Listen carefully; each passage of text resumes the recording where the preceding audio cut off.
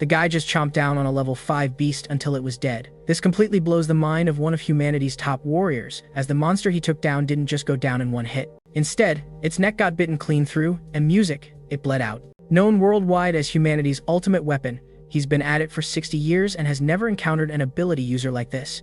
You need to grasp this. Monsters have insane recovery powers in the yellow music sand.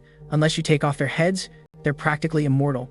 To top it off, the dude in front of him is just a level 1 ability user. Plus, in this world, the chances of awakening as an ability user are super strict. A human might only get the tiniest chance of developing monster abilities when their blood mixes with monster blood, and the ability level reflects the monster's level. This means ability user levels are set in stone and can't evolve. Before I met a level 1 monster and unlocked my ability, I was just an unemployed graduate living off my parents, struggling with panic attacks. I bombed the civil service exam 5 years in a row. Still, my tiny but mighty mom always backed me, no questions asked. She even consulted a fortune teller who claimed my exam flops weren't due to panic attacks, but rather because my dad died on the mountain we used to hike a lot. Music, his spirit was blocking my path forward. The only way to move on was to go up the mountain, pour out some wine for my dad, and soothe his restless soul, so I could ace the test. So the next day, I hopped on a boat back to my old mountain home. As I pushed open the familiar courtyard gate, I felt like I was seeing my childhood self music again, along with my father's odd behavior from that day. His face was twisted, and his eyes were shaking, his mouth wide open, making jumbled mumbling noises. As I stood at the entrance, panic hit me again. My heart was aching and throbbing. The only way to ease it was by breathing frantically. Music. Once I calmed down a little, I pulled out a bottle of wine from my pack. I poured it out as an offering for my father. I don't truly believe my dad is gone, but the onset of my panic attacks did trace back to him. Just to be safe, I decide to send a prayer to the mountain god right here. But just as I start my prayer, a wave of yellow sand rushes around me. A sinister vibe fills the air. Is the mountain on fire? I make a dash for my backpack and bolt down the mountain, wanting to get out of Dodge before chaos erupts. After all, safety comes first. But in the midst of my sprint, the words, "safety first" suddenly jolt me. I come to a halt. I glance towards where the sound came from. Through the dense yellow sand, a bizarre figure takes shape. I stare at it, puzzled, until it fully steps into view. It's a monster with a mangled head and a bloated belly, wielding a bamboo stick. My eyes widen, thinking I might be seeing things. Yet, when I blink again, the monster is still there, and it's closer than before. Realizing something's off, I try to dart away, but before I know it, a bamboo stick drives straight through my stomach. The sharp agony drops me to my knees. Music, this can't be real. Am I seriously about to kick the bucket? But then thoughts of my small, gentle mother bring me back to reality. I can't go out like this yet. I have too much to live for. Gritting music, my teeth against the pain, I push myself up. But the monster suddenly coils around me. Its legs latch fiercely onto my waist as it gapes its blood-soaked jaws at my shoulder. Jagged teeth slice through my fabric and into my skin. It's a ripping sensation that drives deep into my very soul. In this moment, I can almost hear the disjointed mumbling of my father from that day. Just 2 simple words, devour it. But it echoes with an irresistible, demonic allure. Instinctively, I clamp down hard on its neck. In a heartbeat, the creature's throat is shredded to pieces. Blood erupts like a geyser, accompanied by the beast's desperate wails. My awareness shifts to a surreal sight. When I reopen my eyes, I see a man and a woman crouched before me. Remarkably, both the monster and the golden sand have vanished. As I process this confusion, the man in the vibrant shirt steps forward and grips my hand, urgently inquiring what I just witnessed. I can only respond honestly.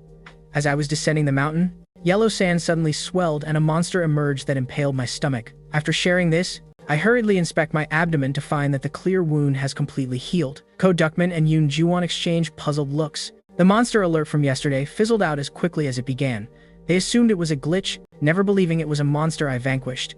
Yet, Yoon Jiwon still regards me with bewilderment because even if humans get tainted with monster blood and gain abilities, they can't activate those powers right away. She can't wrap her head around how I managed it. However, Ko Duckman nearby seems indifferent. He figures that since they can't decipher it now, they'll figure it out later. What truly matters is that I survived an encounter with a monster, which means I definitely possess monster abilities. And today just so happens to be newbie recruitment training. Ko Duckman enthusiastically slings his arm around my shoulder, insisting I join him. Thus, in a state of utter confusion, I'm ushered into the special public servant training site, observing the peculiar expressions on everyone's faces. I'm baffled as to why I'm here. Just then, the sound of footsteps reverberates from outside the door. A woman clad in red with violet hair steps onto the stage. She is Ryu Yoon-jin, the director of S-City and the commanding officer for this elite public servant training. Spotting the authority figure, I swiftly raise my hand, saying, "I believe I'm in the wrong place." But Ryu Yoon-jin's reply leaves me speechless. She states, According to the Ganghwa Island team's briefing, starting today, I officially become a special public servant, and within the environmental department, confidentiality is paramount, be it family, friends, or anyone else. Not a single detail is to be leaked. Failure to comply constitutes a breach of national security law and will incur legal repercussions. Just then, an alarm blares. This indicates a monster has surfaced. We've been training for barely a few minutes. Director Ryu Yoonjin urgently urges us up the mountain, eager to seize this chance for practical training. Upon arrival, we spot a 10-foot-tall monster impaled on a rock by a sword. I instantly drop to the ground, paralyzed with fear. The other recruits are also taken aback by this terrifying sight. However, Ryu Anand suddenly proclaims in a booming voice that practical training starts now. Though the monster looms large before us, it is the weakest of the bunch. Director Ryu Yoonjin urgently urges us up the mountain, eager to seize this chance for practical training. Upon arrival, we spot a 10-foot-tall monster impaled on a rock by a sword. I instantly drop to the ground, paralyzed with fear. The other recruits are also taken aback by this terrifying sight. However, Ryu Anand suddenly proclaims in a booming voice that practical training starts now. Though the monster looms large before us, it is the weakest of the bunch. Every time a beast shows up, it brings along that pesky yellow sand weather. The sand comes in levels, ranging from 1 to 10. The higher the level, the more lethal the creature. Right now, we're on sand alert level 1. To calm our nerves, she gestures to Kong Channa beside her, saying, "Manager Kong Channa already stabbed a blade into its head. The beast can't move at all." With that, she instructs us to unleash our abilities to tackle the creature. Kong Channa glances at me from the crowd, looking a bit puzzled. I'm intrigued by the ability I've just unlocked that lets me take down a monster right as I gain my power. Yet, she doesn't realize I think they must have lost their minds. Asking me to take on this enormous beast is absurd. Just being near it, music sends my panic disorder into overdrive. But this panic feels different. My chest aches briefly, then an insatiable hunger hits me. And to top it all off, a gigantic black monster creeps up silently behind me, resting a dark hand on my head. It opens its glowing yellow eyes and utters a single word: devour. Music. In an instant, my mouth starts watering uncontrollably. My mind is consumed by an urge to devour that monster. Suddenly, someone prods me. I snap back to reality. It's music. Sean Wooen. He's the sole level 7 ability user among us recruits. His power is break. He asks if I'm crying from terror, but I'm clueless about what just occurred. With drool white from my mouth, I tell him I'm just a bit hungry. This earns me a contemptuous look from him. Director Ryu Yoonjin stands on a raised platform, gathering everyone's attention. Before the fight begins, she has crucial points to share. She instructs us to be mindful of the thick yellow sand surrounding us. This is the stuff monsters spit out. The higher the beast's level, the denser the sand produced. In the yellow sand, monsters regenerate faster than we can blink. As she talks, she pulls out a small blade. She slices her palm, and the wound seals up at an incredible rate. In essence, we ability users can also heal in the yellow sand. But remember, whether it's us or the monsters, a fatal wound means death. Most importantly, we can only wield our powers while in the yellow sand. Step out of it, and we're just regular folks. But Eden thinks Director Ryu's words are total nonsense. He secretly bites his lip, letting the yellow sand seep into his body through the cut. A force surges within him instantly. He gears up with his gloves and snaps his fingers, activating his ability. The iron blade lodged in the monster's head suddenly shatters. Kong Channa catches on immediately and shouts a warning. At that moment, the unleashed monster's rage explodes. Both fists slam down into the ground, using the debris to set off an assault. Seeing all this, Kong Channa wants to intervene, but Ryu Yoonjin holds her back, saying, "This is training for the recruits. She shouldn't interfere, but this is pushing it for them." Kong Channa snaps back sharply, but Ryu Yoonjin maintains a grave expression. She's convinced there's no time for us recruits to sharpen our skills. Music. If we can't handle a threat like this, we're as good as dead once we leave this place. At music that moment, the monster's nostrils flare as it catches a whiff of something. It pivots suddenly fixating on me in the crowd. I'm utterly perplexed. I have no clue why this beast is locking eyes with me. But in the next heartbeat, the beast music charges without a moment's pause. The weapon embedded within its flesh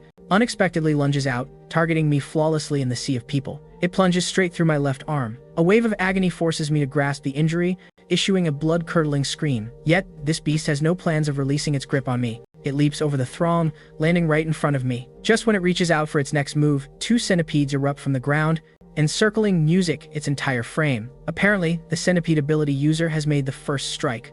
A fellow Tiger Claw ability user swiftly follows. While the centipedes restrain the monster, he launches forward with explosive speed, slamming his palm against its head. Instantly, half of the monster's head gets severed. The 2 ability users who hit first wear smug smiles. They believe they've taken down the beast, but in the next instant, the monster's half head begins wildly absorbing yellow sand. Then, shockingly, its entire head regrows. No signs of injury remain. Both ability users stand in disbelief. They understood monsters had healing powers, but they couldn't have anticipated such an astonishing recovery. Just as the pair dawdles in shock, the monster violently rips away the centipede's music ensnared around it. Since the centipede's linked back to the user's hands, the monster swings its arm, using it as a missile to crash into the female ability user, then drags her closer along the centipede, music, and seizes the male user's neck with its grip, hoisting him aloft. It opens its maw, poised to devour him. But just then, with a sharp cracking sound, the monster's music jaw suddenly gets twisted off. Reeling from the pain, it can only let go of the intended meal. Eden, the only level 7 ability user among the recruits, finally can't help but make his move. Confronting a monster that others avoid like the plague, he remains unfazed. He slowly peels off his gloves and forcefully twists his palm.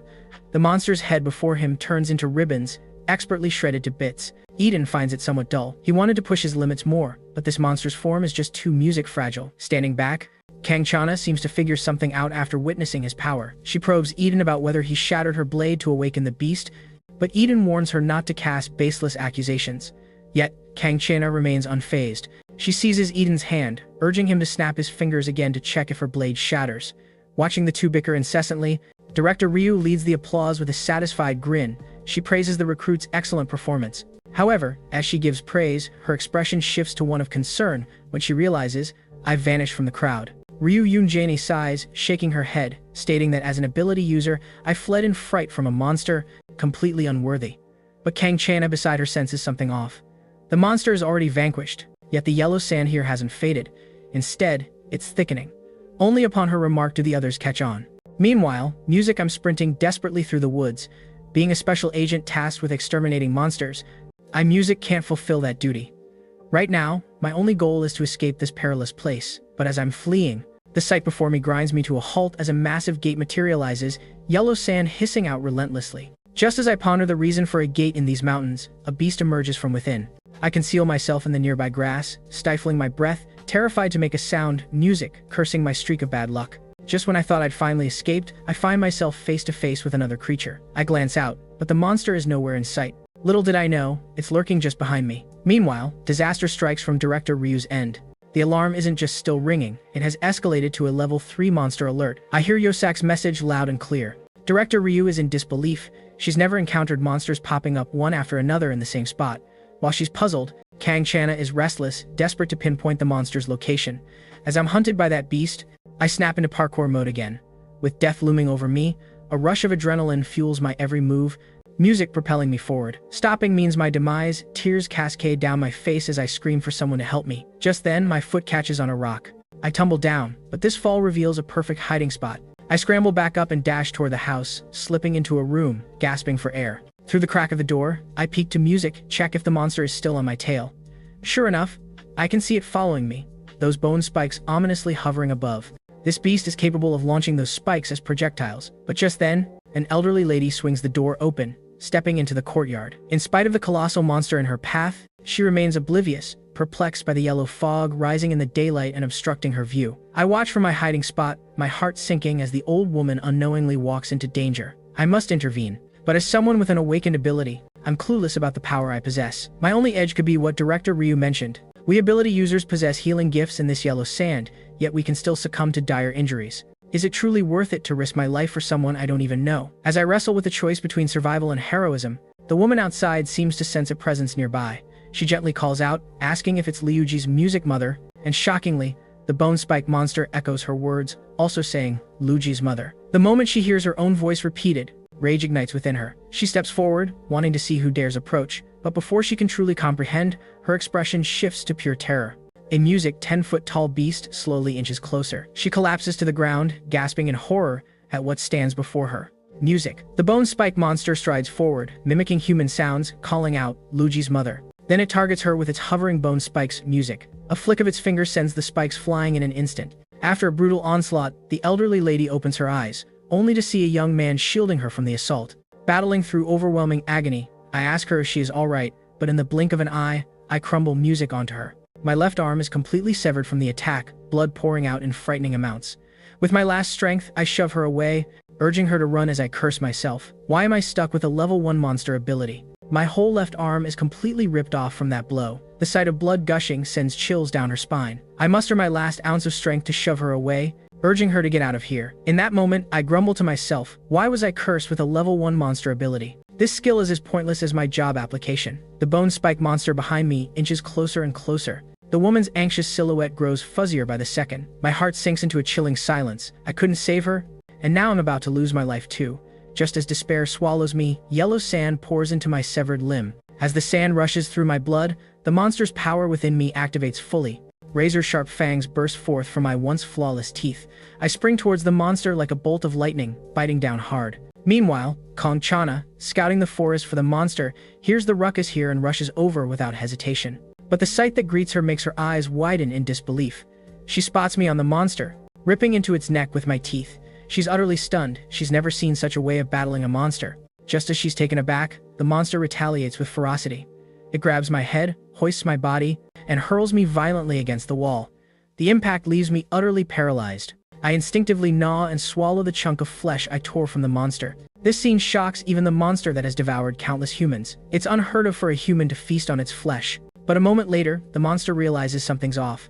It notices my bite wound isn't healing. Kanchana, just arriving, sees this as well. But after a brief moment of shock, she charges explosively towards the monster. She knows there's no time to ponder why the monster's wound isn't mending. As she vaults over the monster's head, Kanchana snatches one of the hovering bone spikes with her bare hand. The instant her palm meets the spike, its sharp edge tears her skin. This is precisely Kanchana's plan, using the monster's spike to create a wound, thereby unleashing her power. Her ability also possesses a metal trait typical of level 7 users. Infuriated, the monster roars like a beast. It instantly powers up, launching all the bone spikes violently at Kanchana, but she simply deflects them with a backhand, sending them back. Then, while the monster is occupied, she leaps up with her blade and attacks. A chilling, shining blade follows her swift form as she slashes downward, cleaving the monster in half from head to toe. Blood splatters across her face. Her gaze is as cold as ice. When the monster breathes its last, the surrounding yellow sand dissipates. Kanchana quickly assists the terrified woman to her feet. Upon waking, the woman appears dazed, asking what just happened. Kanchana tells her it was merely a wild boar. Yet, the old woman suspects nothing. She continues complaining about wild boars descending the mountain to ruin crops. For once the yellow sand vanishes, ordinary people's memories of monsters fade away. Kanchana reassures the woman that they, as public servants, will take care of everything.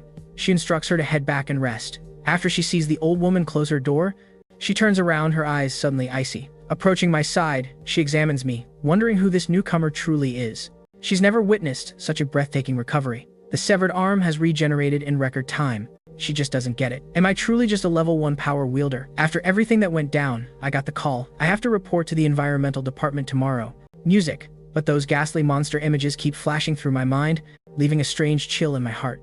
Lying in bed, I can't shake the thought that no matter how desperate I am for a job, I will never become a special public servant. With that reminder, I pull up the blanket and sink into a deep slumber. Before long, music, I drift into a dream state. In my dream, I find myself in a chaotic place filled with monsters.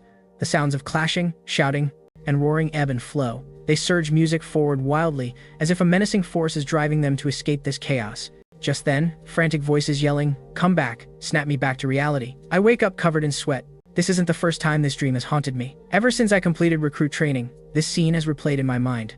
Gazing at the daylight streaming through the window, I think I've overslept. But when I pull the window open and peek outside, I'm shocked to see Chong Mountain ablaze, and within its depths, a magma monster has emerged. At the same moment, a water wielder propels into the sky, summoning torrential rain. Those seemingly harmless droplets make the magma monster thrash violently. Then, waiting in the sidelines, an ice wielder employs the falling water to whip up ice, launching it at the creature.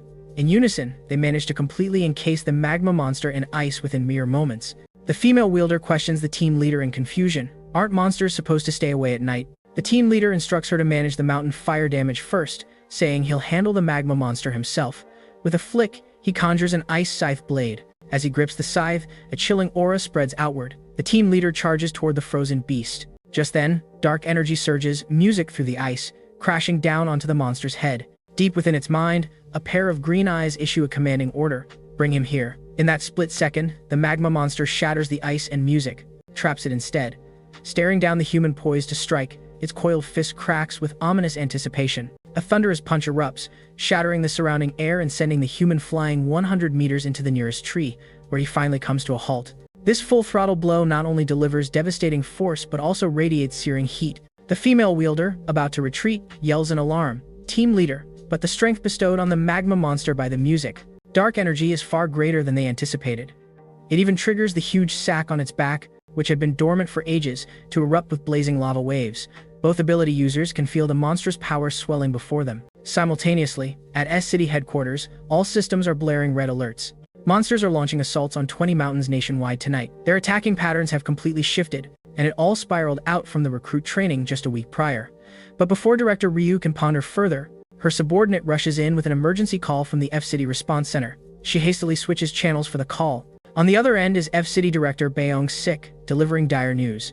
The gate that materialized near Jimjong Mountain in F-City hasn't shut for 3 days. Music, no matter how many they eliminate, those creatures keep bleeding through the gate. The team from Jimjong Mountain is utterly drained already. Director Ryu, beads of cold sweat on her brow, asks if he knows why the gate hasn't disappeared. From what they observe, the monsters are indeed mumbling music about something. According to their F-City Monster Translator ability user, they're saying, "Bring him here." Ryu Yunjin immediately demands, "Bring who here?" But Bayoung simply replies he has no clue. It feels like they're looking for someone, sensing the weight of the situation. Director Ryu quickly makes another call, and a phone rings inside a helicopter. A man with blue hair picks it up. Ryu Yunjin informs him that things at Junjong Mountain in F-City have taken a turn for the worse. She hopes he can rush over to lend a hand, but the blue-haired guy casually says he's already on it before hanging up, then leaps from the aircraft like a blue meteor lighting up the night sky.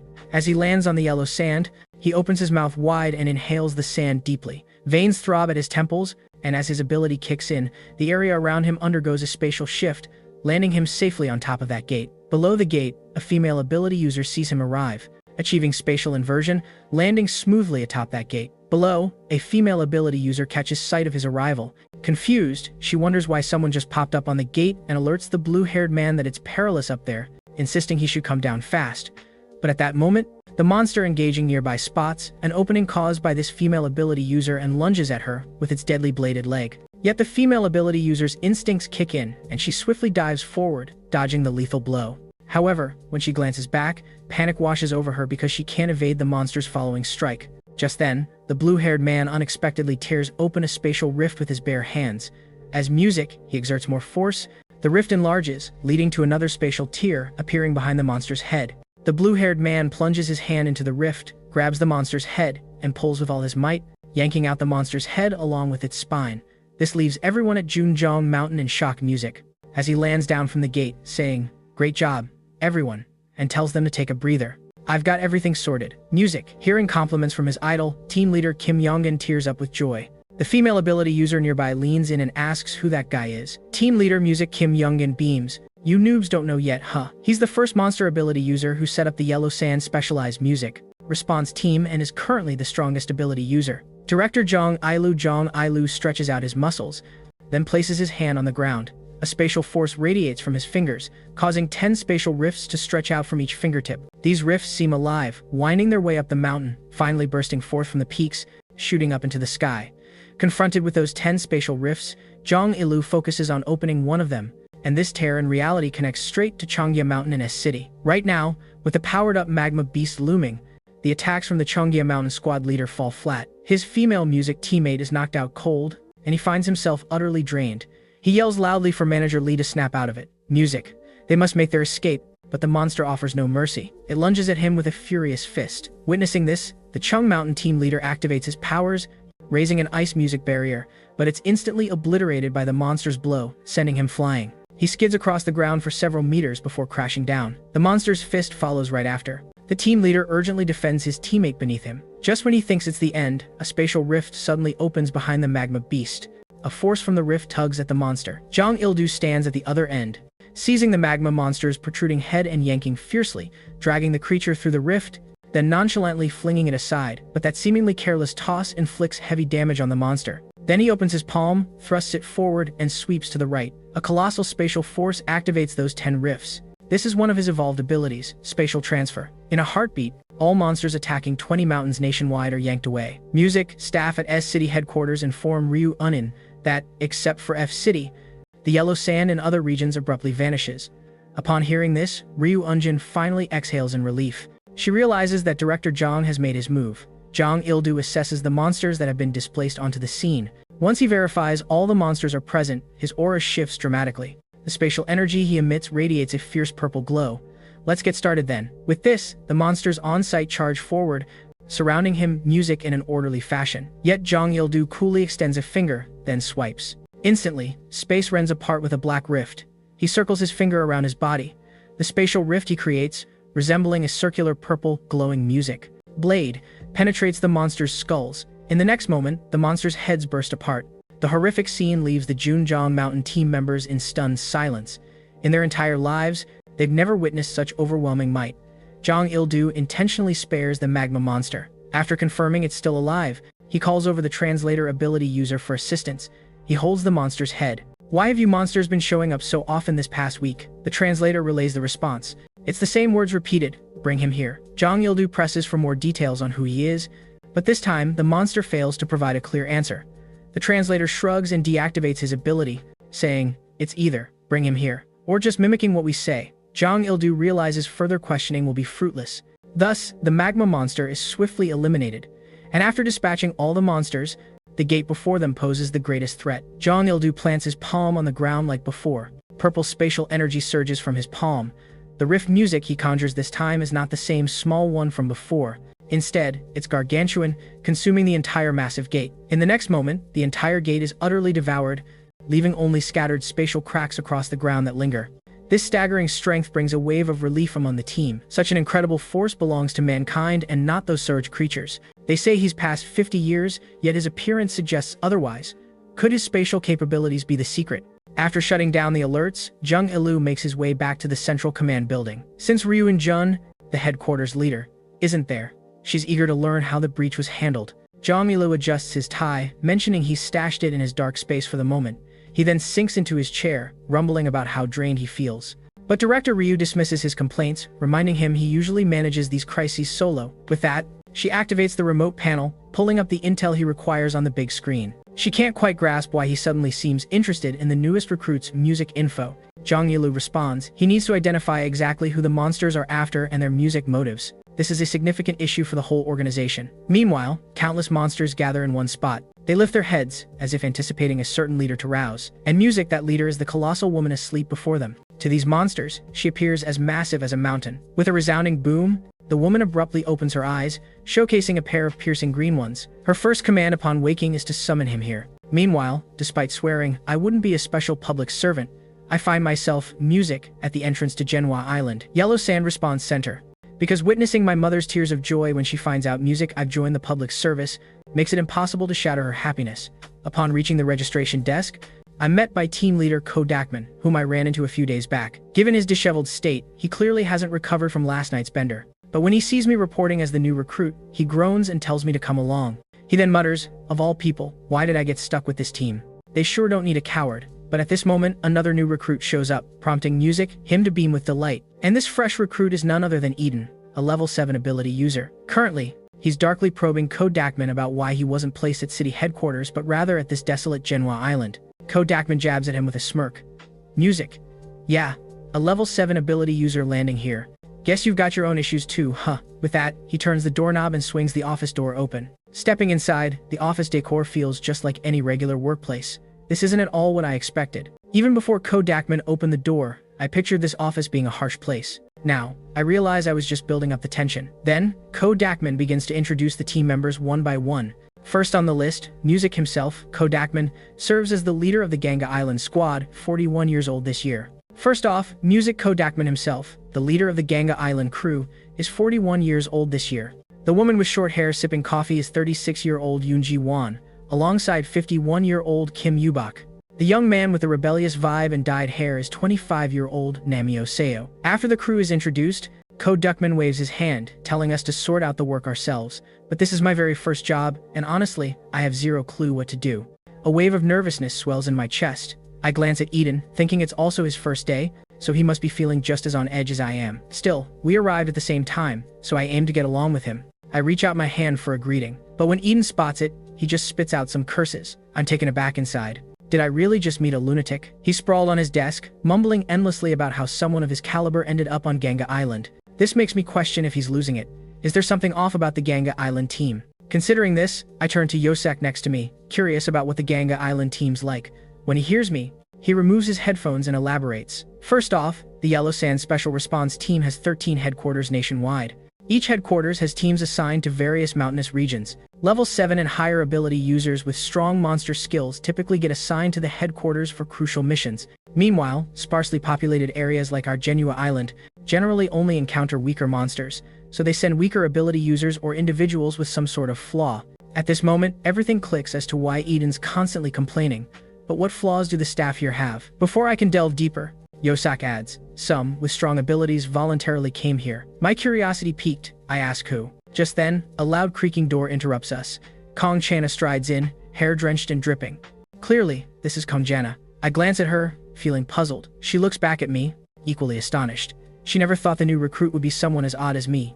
Why odd? It's because when they battled the bone spike monster, I regained consciousness with absolutely no memories. Plus, I'm an ability user, not just some regular person. Only ordinary folks forget everything when the yellow sand vanishes.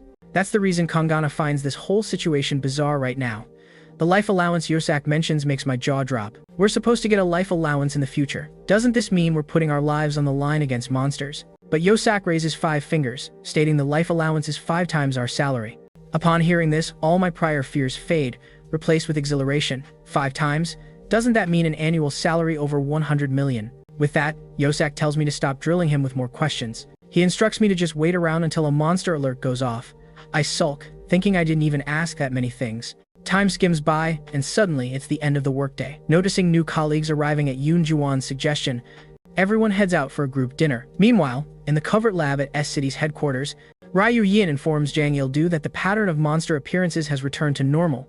Jang Il-du inquires if they've uncovered the reason behind the sudden chaos. Ryuin shakes her head, questioning if this could be an omen that fateful day is nearing. Jang Il-du stares at the feathered figure with limbs twisted in the container for a long moment, then responds that they can't say for sure yet. He instructs Ryu Eunjeon to relay the orders. On that day, team leaders are strictly forbidden from speaking. If ordinary ability users in the organization get wind of this, it could unleash total chaos. The scene changes to the Genhua Island team at dinner.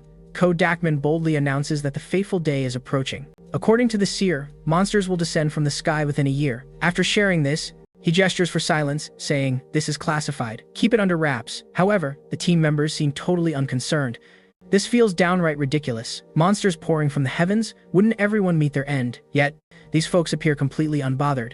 Suddenly, a monster alert blares. The previously calm setting is shattered in an instant. Kang Chana jumps up, declaring she'll handle it. Eden, eager to join, strips off his apron, but Kang Chana gives him a look and insists I come with her instead. In the car, I music feel a wave of unease from what the team leader said about that day. Kang Chana sees my worry and reassures me not to stress over the prophecy. She mentions the higher-ups have backup plans in place. After all, music, the headquarters is loaded with mighty ability users. We just need to deal with the monsters popping up on Gangwon Music Island. She adds that I'm the first gluttony ability user she's ever encountered. For the first time, her praise makes me blush. I'm a gluttony monster ability user. Could the monster I first faced have been a gluttony monster? Pondering this, I ask Hang Chan to explain the gluttony ability. She gives a faint smile and says, as the name implies, it's the power to consume monsters. Not long after, we track down the monster's location. This beast is quite weak. In just a few moves, Kang Chana pins it against a tree with her iron sword. Kang Chana excitedly beckons me over, pointing at music, the monster's tentacle, and tells me to eat it. I raise my finger at the monster, questioning if she's serious. She waves her hand, insisting, the parts I consume can't regenerate. Plus, while I devour them, I can absorb their abilities, compelling me to give it a shot. Grasping the monster's tentacle, my stomach churns with disgust. I try my best to picture it as an octopus and attempt to eat it, but the revulsion boiling inside me is too strong to handle. Kang Chana anxiously cheers me on, persistently music urging me to take a bite while I'm struggling. Just staring at that decaying tentacle makes me nauseous. This unbearable psychological ordeal leaves me feeling wretched even the next day at work. I face mocking from Eden, who remarks about how I upchuck the moment I step onto the scene. Absolutely music pathetic. He angrily complains that he hasn't been able to take part in a single field mission because of me. Manager Kang only takes me on missions to train me. This infuriates the hot-headed Eden. As I watch him storm off, I want to retort, but after thinking it over, I realize there's some truth to his words. I really need to get it together. When the monster alert blares again, Kang Chana immediately stands and calls for me to act with her, but discovers the desk in front of her completely vacant. Right now, I'm sneaking in the music restroom. Even though I claimed I'd get a grip, but discovers the desk in front of her completely vacant. Right now, I'm sneaking in the restroom. Even though I claimed I'd get a grip, but the desk before her is completely bare. Right now, I'm tucked away in the bathroom. Even though I promised myself I'd get a grip, just the thought of having to confront a monster while fully aware makes my stomach churn and my head spin, and I feel like I might toss my cookies. I stumble out of the bathroom, deciding to give myself a break today and push harder tomorrow. But when I bump into Manager Kang, I'm jolted. She questions if I was hiding out in the restroom. I clutch my stomach and start spouting excuses, claiming I got food poisoning after nibbling on the monster yesterday, and my stomach is in knots. Just as I'm about to spin another tale, Hang China cuts me off and says, "Maybe this job isn't for me. Some folks, even if they've gained monster powers, aren't cut out to be special public servants. They just need to sign a confidentiality agreement and live under constant scrutiny for their entire lives. And cowards like yours truly won't last long. Plus, I could end up causing civilian casualties." Eventually, she sternly warns me that if I can't handle this role, I've got to go. We're already running on fumes here. Don't just take up space and do nothing. The scene shifts to me by a lake. After Kang Chana's words sink in, I decide I'm out. It feels safer to be monitored for life than to be torn apart by monsters. With that thought, I dial my mother, gearing up to share my resignation. In any case, countless monsters are set to emerge in a year. Work isn't even the priority right now. But when she picks up, my mom mentions she's enjoying a trip at Inwang Mountain with a friend, whining about how the yellow sand is everywhere. Then, the call drops. I distinctly caught the words yellow sand. Instantly, a chill runs through me. I bolt towards Inwang Mountain, panicked. At that exact moment, within Inwang Mountain, the entire team has been wiped out by a level 5 monster. Only a rookie and the late arriving team leader remain. The team leader has the clone monster ability. While he summons his clones, he shouts to the new recruit to hurry and call for backup from headquarters. Meanwhile, I arrive at Inwang Mountain in a taxi. I scan the crowd being ushered down the mountainside. I can't spot my mother in the chaos. So, I rush to a nearby special public servant, begging for assistance, saying my mom is still up there and I need to go up the mountain. But the staff member denies me, saying wild animals roam the mountain, making it incredibly unsafe. Hearing this, without a second thought, I choose to scale the cliff. Reaching the summit, I finally spot my mother amidst the yellow sand.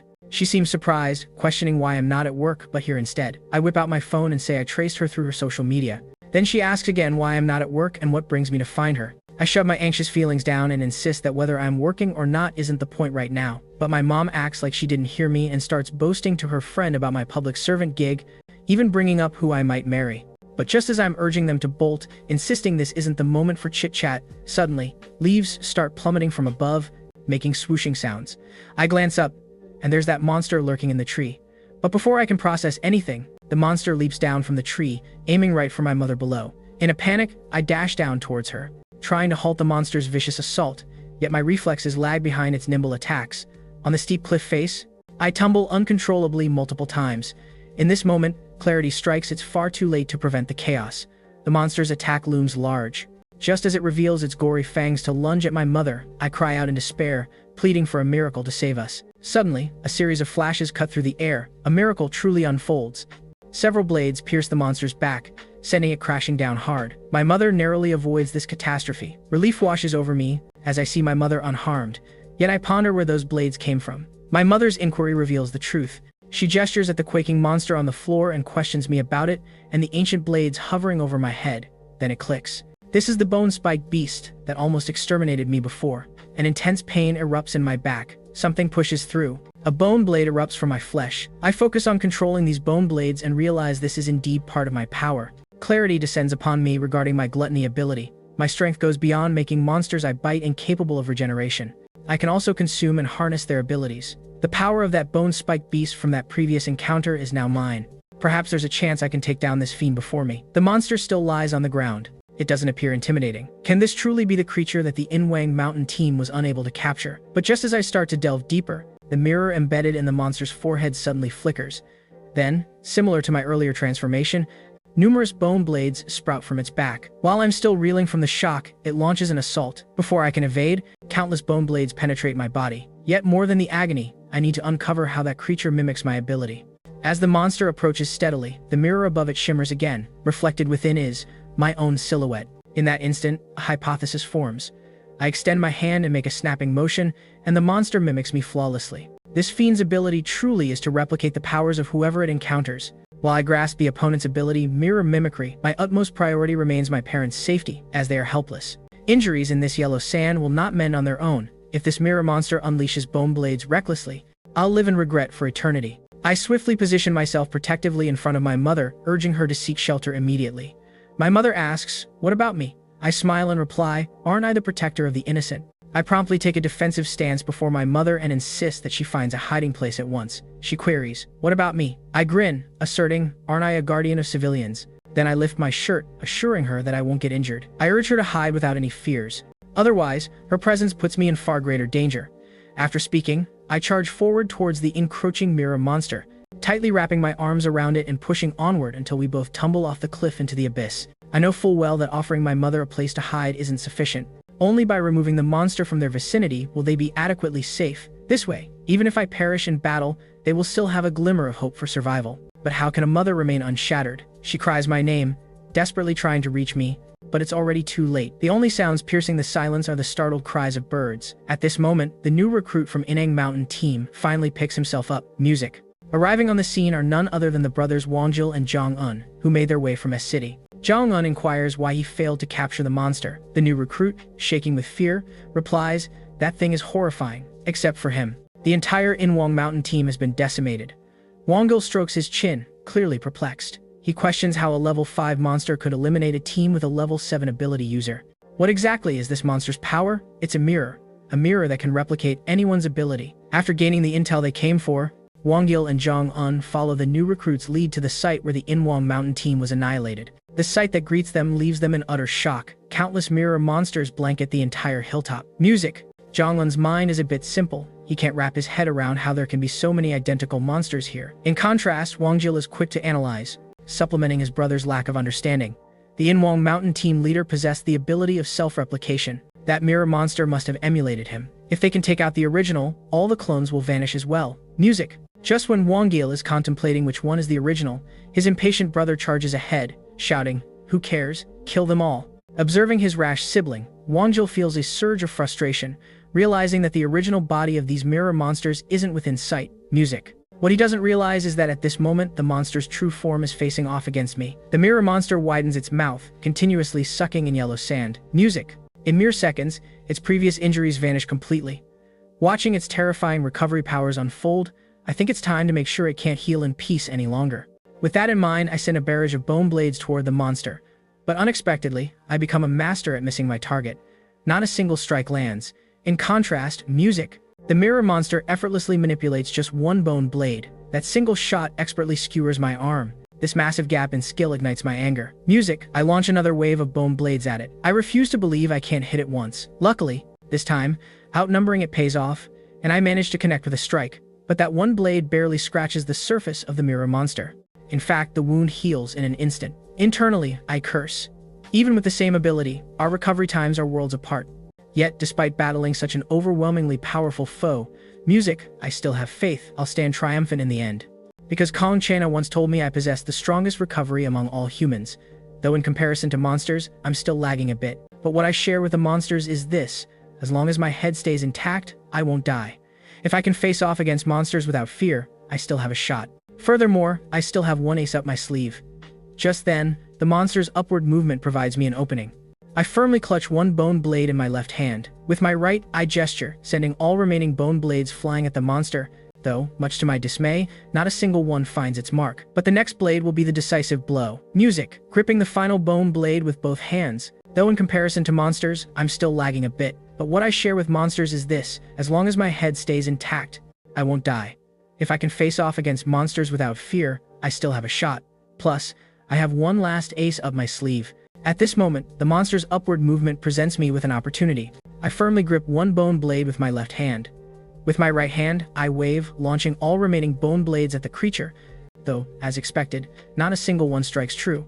But the next blade is destined to deliver a fatal hit. Gripping the last bone blade tightly with both hands, I jump down, driving my weapon fiercely toward the beast's head, thinking, if shooting won't do, then a direct stab it is. But just as my strike is about to land, the mirror monster deflects it with its teeth. At the same time, it seizes my neck with one hand, hoisting me into the air. Then it leaps off the cliff, using me as a human shield and slamming me hard into the ground. The brutal impact combined with its unyielding grip steals my breath away. I bite my music lips, attempting to activate my gluttony ability. But right now, I can't even twitch, let alone use gluttony to retaliate. In this moment, the mirror above the monster's head flickers once more, Surprisingly, it bites my neck first. Music, the searing pain makes me scream. Yet, I seize this moment to yank the bone blade from my back and stab it deep into the monster's neck. Rising to my feet, I'm baffled as to why it bit me first. It could have easily crushed my neck and ended me. But before I can dive deeper into thought, I feel a wave of dizziness crash over me. The wound from the beast's bite remains gaping. Blood continues to music flow. I never imagined it could copy my gluttony ability too. Watching the blood pour, I ponder how long a person can survive while losing so much. There's no time to waste. I need to take it down before I collapse. Even if it means my demise, I refuse to fail in protecting anyone. I grasp the bone blade tightly in my palm. Though my body rocks unsteadily, I charge at the creature without a second thought. The mirror monster is indeed a master of imitation.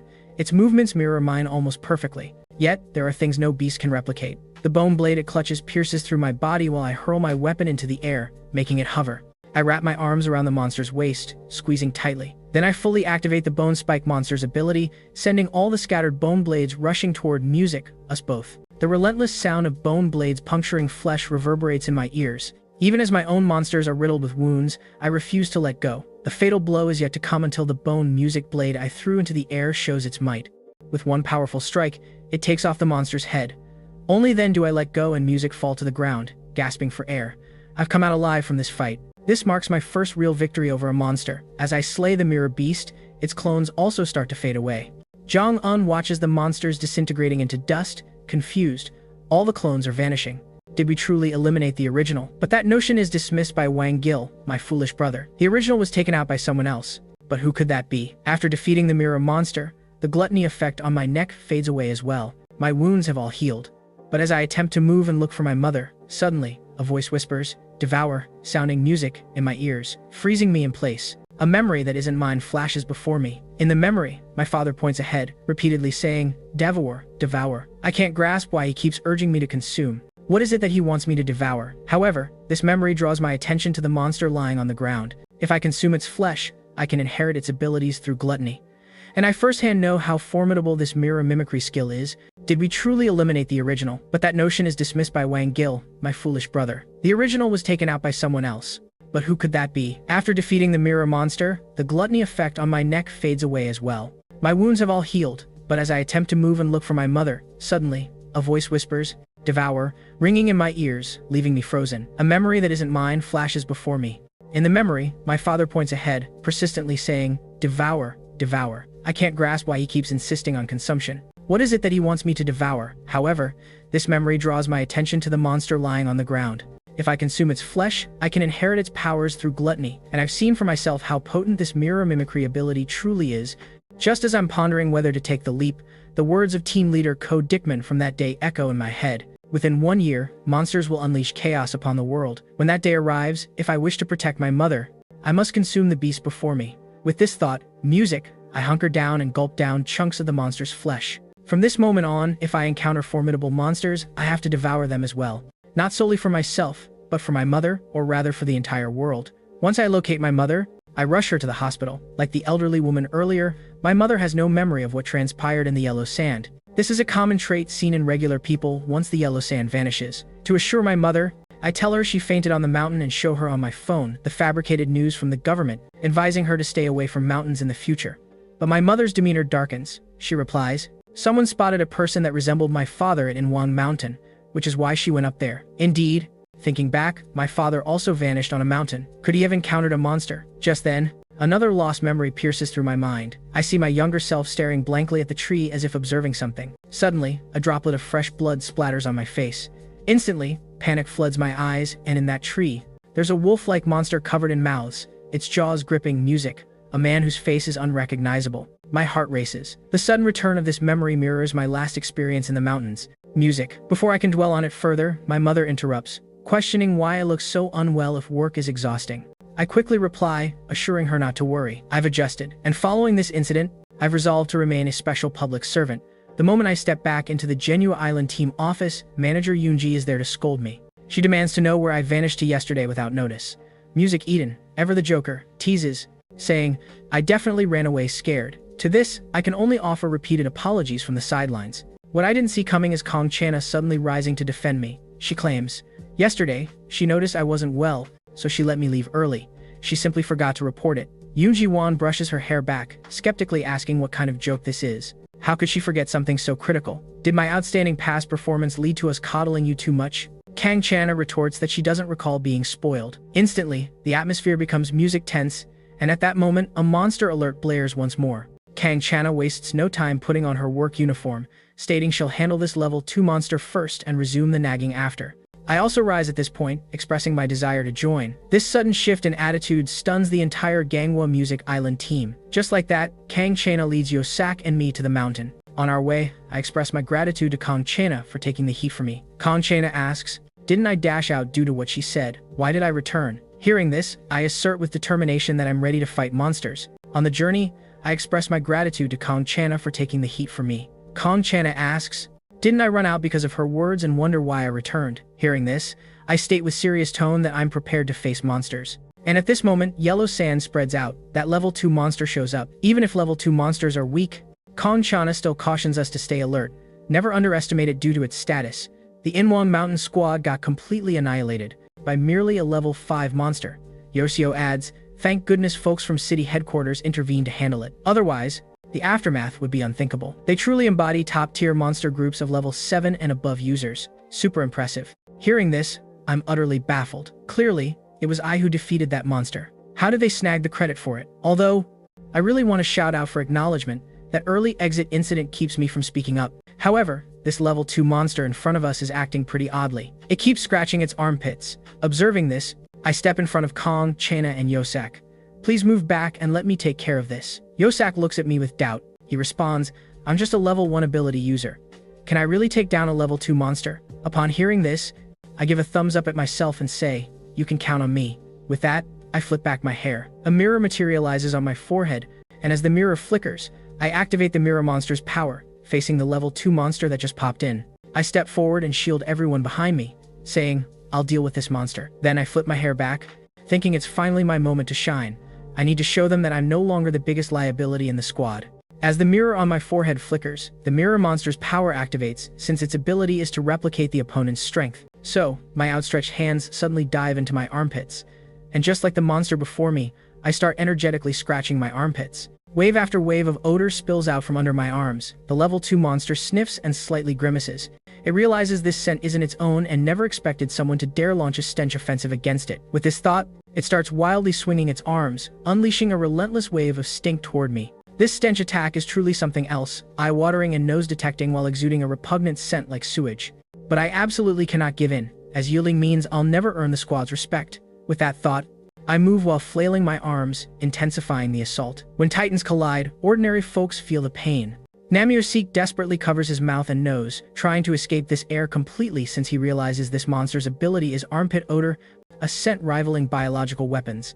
Kang Chana next to him is in an even worse state, nearly fainting from the fumes, her swaying figure ready to drop any moment. Realizing this, he quickly supports Kang Chana, muttering about how, as a level 7 ability user, how can she be taken down by a mere smell? In the midst of battle, I glance back and see their condition isn't improving. If this goes on, all 3 of us could meet our end here. I must finish this clash swiftly. With that thought in mind, I quicken my hand motions, unleashing an even more intense scent assault. This isn't just a mere battle anymore, it's a magical onslaught. I must finish this clash swiftly. With that thought in mind, I quicken my hand motions, unleashing an even more intense scent assault. This isn't just a mere battle anymore, it's a magical onslaught. There's no battle of fists or clash of blades here. What we're up against isn't brute strength or raw power, but sheer lightning-fast hand speed and an overwhelming ability to endure foul odors. But in the end, my lifelong mastery of single-handed speed prevails. The stench I unleash crashes like a tidal wave, completely enveloping the creature's entire form. Finally, this confrontation concludes with the armpit stench monster succumbing to the overwhelming odor. I stand still, inhaling fresh air. I then turn and proclaim to them, I've triumphed in this battle. But there's no joy on their faces. Instead, they wear expressions of utter defeat. After facing the armpit stench monster, the 3 of us head to the riverside to cleanse ourselves of the odor. Kang Chana curiously inquires if consuming monsters with the gluttony ability lets me absorb their powers. I dab the corner of my mouth and confirm she's right. The last monster I devoured had mimicry abilities, so now I can wield the same odd power as the armpit stench monster. Meanwhile, Namio Seox bursts into laughter. He exclaims, I started off so grand but ended up attacking with foul stench. That ability is utterly bizarre. Hearing this, I feel a bit embarrassed, my cheeks flushing. Kong Shanna places her hand on my shoulder, saying, I performed well and truly improved compared to before. She tells me to rest here while she and Namio Soup check if the yellow sand detector's alarm has stopped. Watching them walk away, I sit down, feeling vexed. This was meant to be my moment to shine, yet I ended up facing such a bizarre creature. Fantastic. Instead of looking impressive, I made a total fool of myself. Just as I'm sinking into self-doubt, a shadow eclipses the sun, covering my whole body. I turn around, expecting Namio, Seek, and the others to have returned. But to my surprise, it's none other than Zhang Yilu, the strongest ability user in the world. He crouches down and asks if I, a level 1 ability user, defeated the level 5 monster at Inwang Mountain. Hearing this, I nod and ask him how he knows, but he simply extends his hand, expressing his desire to recruit me to the S-City headquarters and asks if I'm aware of what S-City headquarters entails. I'm taken aback, stepping back and saying, I've heard it's where the most elite ability users assemble, but why would he want a level 1 ability user like me to join? Zhang Yilu smirks slyly, claiming he can see potential in anyone. However, abruptly leaving the Ganghwa Island team for headquarters would be a major slap in the face to team leader Code Dickman and the others. So, I tell him, I need to think this over. Later, Zhang Yilu heads back to headquarters with Ryu Yunjin rushing after him. She asks where he went that caused him to delay the meeting. Zhang Yilu answers there's someone who piqued his interest. Ryu Unin, a bit puzzled, asks if it's his son. She recalls the kid's name as Eden, but Zhang Yilu says no. Since parting ways with Eden's mother, they haven't seen each other since. The individual he's intrigued by isn't his son, but me, this newcomer. Ryu Unjun then questions if he still believes the recent monster anomaly is tied to some new arrival. Hearing this, Zhang Yilu assures her with confidence that his instincts tell him so. Meanwhile, I make my way back to the Ganghwa Island Response Center, bursting with joy. Hearing this, Zhang Yilu assures her with confidence that his instincts tell him so. Meanwhile, I return to the Ganghwa Island Response Center, overflowing with happiness. Meanwhile, I make my way back to the Ganghwa Island Command Center, feeling ecstatic. Not only did the most skilled person acknowledge me, but I also have the chance to report to the S-City headquarters anytime I want. Music. Just when I'm feeling elated, I catch Eden's sorrowful stare once more. He remarks, "What's with all that smiling? It's so irritating." He adds that a useless level 1 like me probably finds comfort in hiding at the office because I'm scared. After hearing music I refuse to bite my tongue this time. I toss back a sarcastic question about who's really incompetent. Isn't it his lack of skills that keeps him from reaching S-City headquarters? Upon hearing this, Eden leaps up in fury. Music, I brace for an attack, but his retort, a guy whose only talent is armpit odor, hits me right where it hurts. My cheeks flush red as I demand to know how he knows that. The cheeky culprit is none other than Namio Seek, who's currently showing the team leader the video of how I battled the armpit stench monster that day. This sparks a wave of laughter echoing throughout the office. At that moment, Manager Yoon steps in beside me, shouting at them to stop laughing, declaring, "I did great this time." Just when I start to feel grateful, her next words hit harder than a punch. She states, "I used to cower in the bathroom, and now I can take down a monster myself. What incredible growth." Hearing this makes me feel even more dejected. It's worse than the mockery from everyone else. Plus, catching Kang Chana's indifferent look, I feel like that's also a silent jab, adding to my irritation. It dawns on me that I've been branded as incompetent here. Just when I'm about to ring up Jing Ilu to head to S-City headquarters for a fresh start, music. The level 2 monster alarm blares again.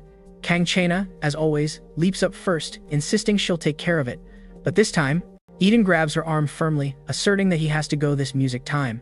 He's utterly bored just sitting around. He tilts his head back and beckons me to join him, claiming he'll show me the world and how a level 7 ability user tackles monsters. Although music, I'd rather not spend another moment with this psycho, duty calls, and I have no choice but to follow him. Yet, once we arrive, the situation escalates as this music time. Yellow sand is oozing from within a house, signifying a monster is hiding inside. As we push the door open and step in, we realize that the density of yellow sand inside is even thicker than outside. This is definitely more than just a level 2 alert, it's probably level 4 or higher. While Eden acts fearless, I proceed with utmost caution. There are too many empty rooms where the monster could jump out at any moment until we reach a door hissing and leaking yellow sand. Eden comments, "Considering the circumstances, the monster has to be in here." After saying this, he tries the doorknob but finds music won't budge. He suspects it's locked from the inside. At that moment, I swiftly block his path, saying, "Hold on," before attempting to open it. If a high-level monster pops out, we're done for. But Eden shoves me aside, telling me not to interfere. He figures, since it won't open, he'll just break it down. After declaring that, he snaps his fingers to unleash his ability. For an instant, I think the door is about to splinter apart, so I instinctively brace myself. However, for a brief moment, I fear the door might crash down, prompting me to take a defensive stance. However, the door stands completely undisturbed, making not a single sound. Eden appears confused. This shouldn't be occurring, so he peers through the keyhole and finds a monster lurking inside. Oddly enough, in the seemingly vacant space, the creature is huddled like it's terrified, its entire form squashed against the corner. Observing the scene through the keyhole, I lean in to get a better look. I'm baffled as to why this monster would shut itself away.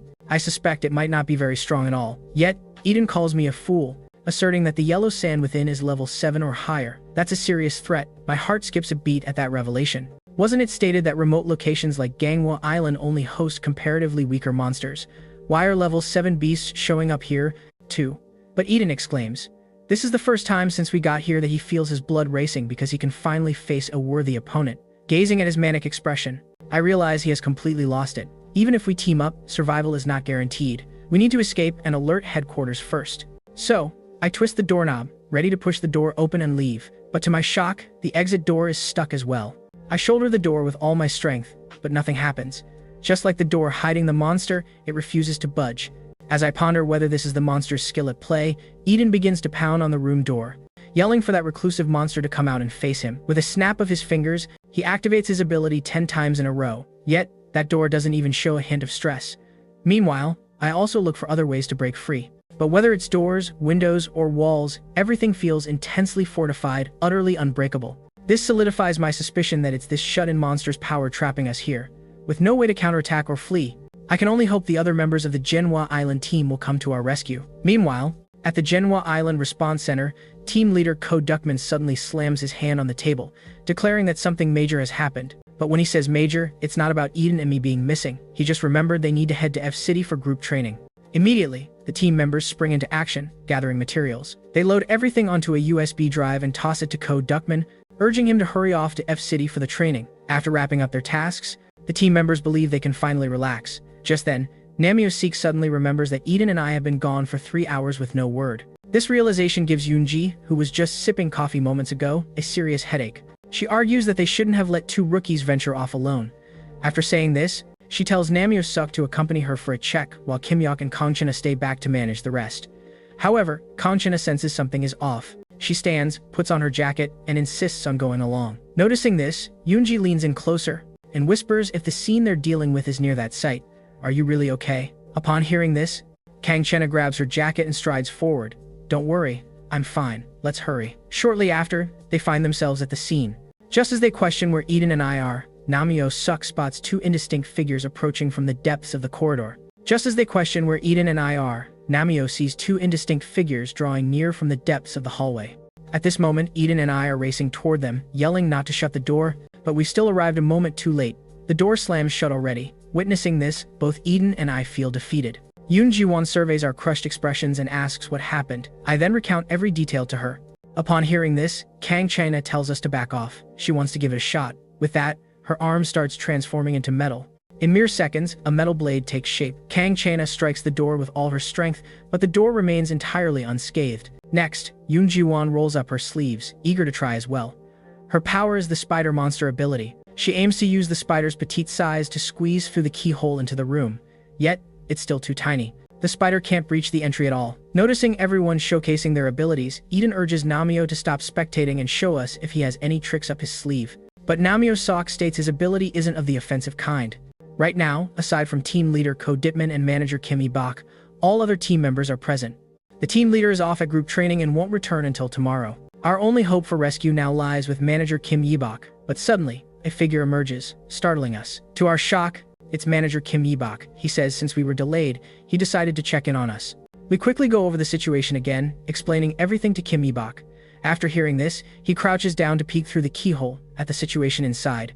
Just as Yoon Ji-won asks if he has a solution, manager Kim Ibok unexpectedly sprawls out on the ground. This strange action leaves us stunned for 3 seconds. I step forward, inquiring what kind of tactic this is. It seems as if he just lied down and dozed off. Yoon Ji-won shrugs, saying she's clueless too.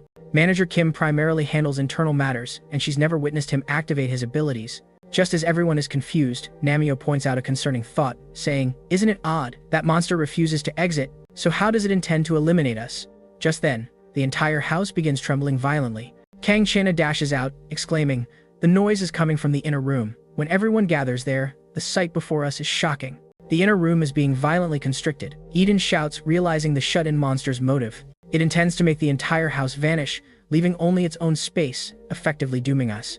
And at this moment, the shut-in monster within the room actually begins to divide, witnessing the inner room shrinking more and more. Kang Chana nibbles on her finger, forming a metal blade, and charges ahead. She wedges the blade into the corners where the walls meet, trying to halt the ever-shrinking room. But soon enough, cracks start to show on the metal blade. Kang Chana keeps biting her finger fiercely, allowing her blood to reinforce the blade. Yet, this is incredibly risky because if the blade breaks, the flying shards could chop off her head. Plus, the room keeps getting smaller. If she doesn't let go and escape quickly, she'll be crushed.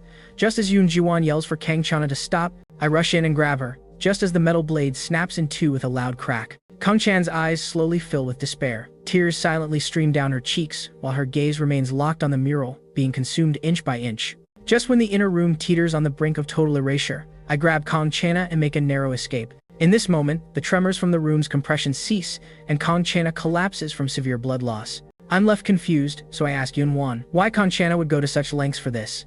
Yooni reveals that this is actually Kang Chana's grandmother's house, the very place where she lost her grandmother and younger brother, having survived alone and awakened her abilities. 4 years ago, she lived in a blissful family unit.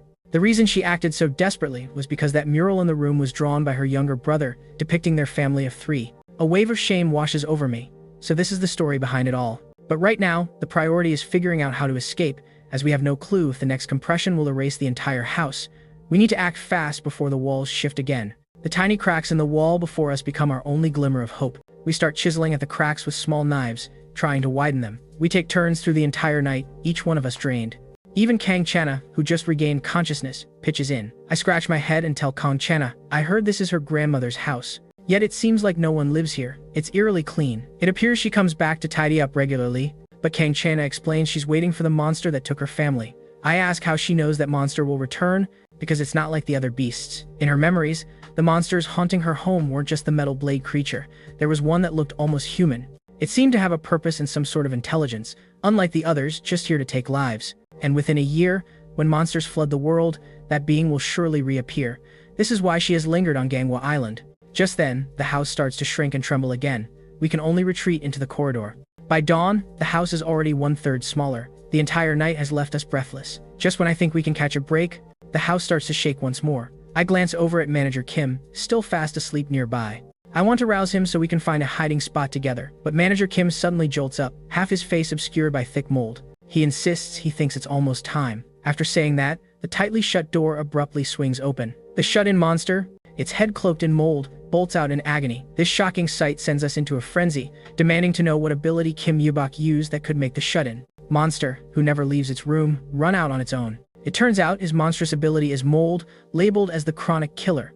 It just requires time to take effect. After placing mold in the door crack, he simply slipped into sleep. We shake off our previous gloom and all admire his power as genuinely exceptional. But at this moment, Eden yells for us to hush. The situation appears to be deteriorating, as there seems to be more than one shut-in monster emerging. A swarm of shut-in monsters floods out from the room. Fear grips me. We only caught sight of one monster through the keyhole earlier. The fear intensifies within me. We had definitely only glimpsed one monster through the keyhole before. How did this many recluse monsters suddenly pop up? And these are actual level 7 beasts. How are we supposed to fend off their assaults? Just as I ponder this, the horde of shut-in creatures has already lunged at us. Witnessing this, music, Kang Chana immediately activates her power, forming a metal blade and instructing Nam Yosuk to cloak the team members.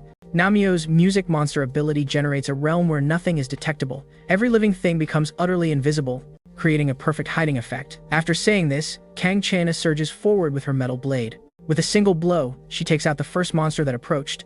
I figured with her blade drawn, she could slice through them all, but to my surprise, the tight corridor limits her movements. The strike that felled the first shut-in creature causes the blade to become stuck in the wall, unable to be retrieved. Furthermore, the metal blade is attached to her whole arm. Music can't move an inch now. Spotting a shut-in monster, stepping on the blade and preparing to strike, I swiftly exit the invisible realm, leap forward, and bite the creature, rescuing Kang Chana from danger. Using Gluttony's deadly power, I tear it apart. I realize that while these shut-in monsters are level 7, their attack and defense aren't at that level whatsoever. Additionally, their combat style is merely lunging and biting as if they aren't planning to use any powers. But before I can contemplate further, Namioek screams in horror that the ceiling is collapsing. The shut-in monster is about to crush and obliterate the corridor. Seeing this, I consume a piece of flesh.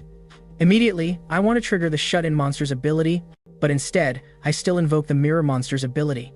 However, without the time to consider why this is happening, I quickly use the mirror to imitate and replicate the shut-in monster's power. If the shut-in monster wants to compress, then I'll counteract and expand. A balance is struck between the two forces, but because of this, I must hold this stance and cannot budge. This allows the other monsters to pounce at me fiercely, but at the moment they get close, their heads twist around 760 degrees and come off. Eden calls me an idiot, questioning why I don't activate the mirror monster's power within Namioseek's invisible barrier. But I warn him to watch his back because a few monsters have latched onto his body and are gnawing at his arm, keeping him from using his snapping ability. At that moment, a huge spider appears.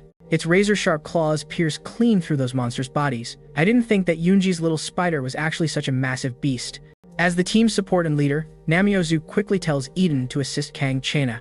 The two will deal with the enemies, while he and Yoonji-won will shield me to prevent the space from collapsing. With no worries, the two level 7 ability users begin to showcase their skills. Their killing efficiency significantly improves, yet the number of shut-in monsters continues to overflow. At this music moment, Yoonji senses something through her spider perception. Shut-in monsters are endlessly spilling out from the room they initially emerged from. This further substantiates my suspicion. The shut-in monster likely possesses more than one ability. It also has a secondary power to create duplicates, since these numerous confined monsters before us don't hold strength equal to level 7. After saying this, I abandon the ability fight and dash out of the no-presence barrier.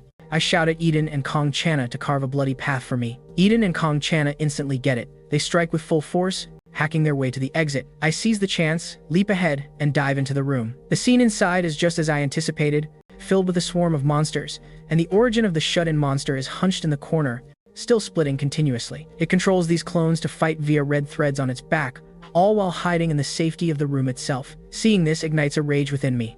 I find myself on its back while concealed in the safety of the room. Witnessing this, a nameless fury surges, music in my heart. I raise my arm. If it enjoys lurking in its room, then it can stay there forever. After saying this, I utilize the shut-in ability borrowed from the mirror monster. I orchestrate the room to start collapsing and compressing, completely erasing everything. But I must also flee before the room entirely crumbles. Music. Watching the ceiling plummet and the exit shrink smaller and smaller, I sprint with every ounce of strength, not sure if I'll make it out. Luckily, just then, Eden and Kang Chena have annihilated the shut-in clones outside and arrive in time, reaching their hands out to me. In that last moment before the collapse, I grab Eden's hand. He yanks me out with a thunderous bang. The room is completely obliterated, transforming into a wall. With this, the shut-in monster is utterly defeated. We rejoice in this victory against the odds. At this moment, I finally earn their recognition, receiving constant praise from them. But just as we're joyfully celebrating, calm music, Chana bears a sorrowful look. She stares at the vanished inner room ahead, unable to process the moment since it held the most precious memories of her life. Seeing her desolate figure strikes a chord in my heart. I need to do something. But with the shut-in monster dead, I can't utilize the mirror anymore. The only plan left is to embrace gluttony. Devour the shut-in monster's carcass on the ground, allow the shut-in monster's ability to overwrite the mirror monsters, and use the shut-in power to restore the room before the yellow sand vanishes. With this in mind, I grab the monster's arm and chomp down. This startles Namioseek. He keeps stepping back, demanding to know what I'm up to, but I brush off his question as the yellow sand vanishes. I activate my shut-in power to start mending this house. Everyone watches, utterly stunned by the scene. Is gluttony really just a beginner's move? Watching the room's revival, but there's not nearly enough yellow sand. Just when I'm about to hang in there a bit longer, Kang Chena grabs my arm and says, "That's enough." In this instant, her eyes shine like a rainbow after a storm. At that moment, she looks like she's part of the mural, vibrant and alive. Meanwhile, Ko Duckman returns from F-City training, bread in hand. But to his surprise, he finds the office completely deserted. After all the trouble he went to get bread for everyone from F-City, he has no clue where we've disappeared to. He rummages through every room but fails to spot a single soul. Just then, Director Jong calls out to him. Kodakman picks up the phone and inquires about the situation. Jung Il-do mentions that he invited me to join the main office, but was turned down, asking Kodakman if he knows the reason. Kodakman bursts out laughing upon hearing this. Maybe that guy has grown accustomed to life with our Ganghwa Island crew. Meanwhile, after a chaotic day, we're deep in slumber. Even when heading to work the following morning, I'm still drained. The fatigue from battling that shut-in monster leaves me feeling completely emptied. Honestly, even the thought of heading to work feels like a hassle. Right then, a chorus of car horns blares. A sleek white luxury vehicle suddenly halts nearby. Inside is Eden, reflecting on yesterday's life and death showdown. I guess we're life and death allies now. Music. So, I greet him with a grin, saying, "Hey, since we're headed the same way, why not give me a lift?" But Eden makes a disgusted face and retorts, get lost. Then he speedily drives off. I can't help but think he's just trying to show off. Namosik materializes behind me, saying he's envious that Eden rides an imported car. He further remarks that for a newly appointed public servant, driving an imported vehicle to work is a bit over the top, isn't it? I can't disagree with Namosak, adding, plus, his personality is awful. Then Namio joins in, stating, I'm also with Namio-sak, saying, plus, his attitude is awful.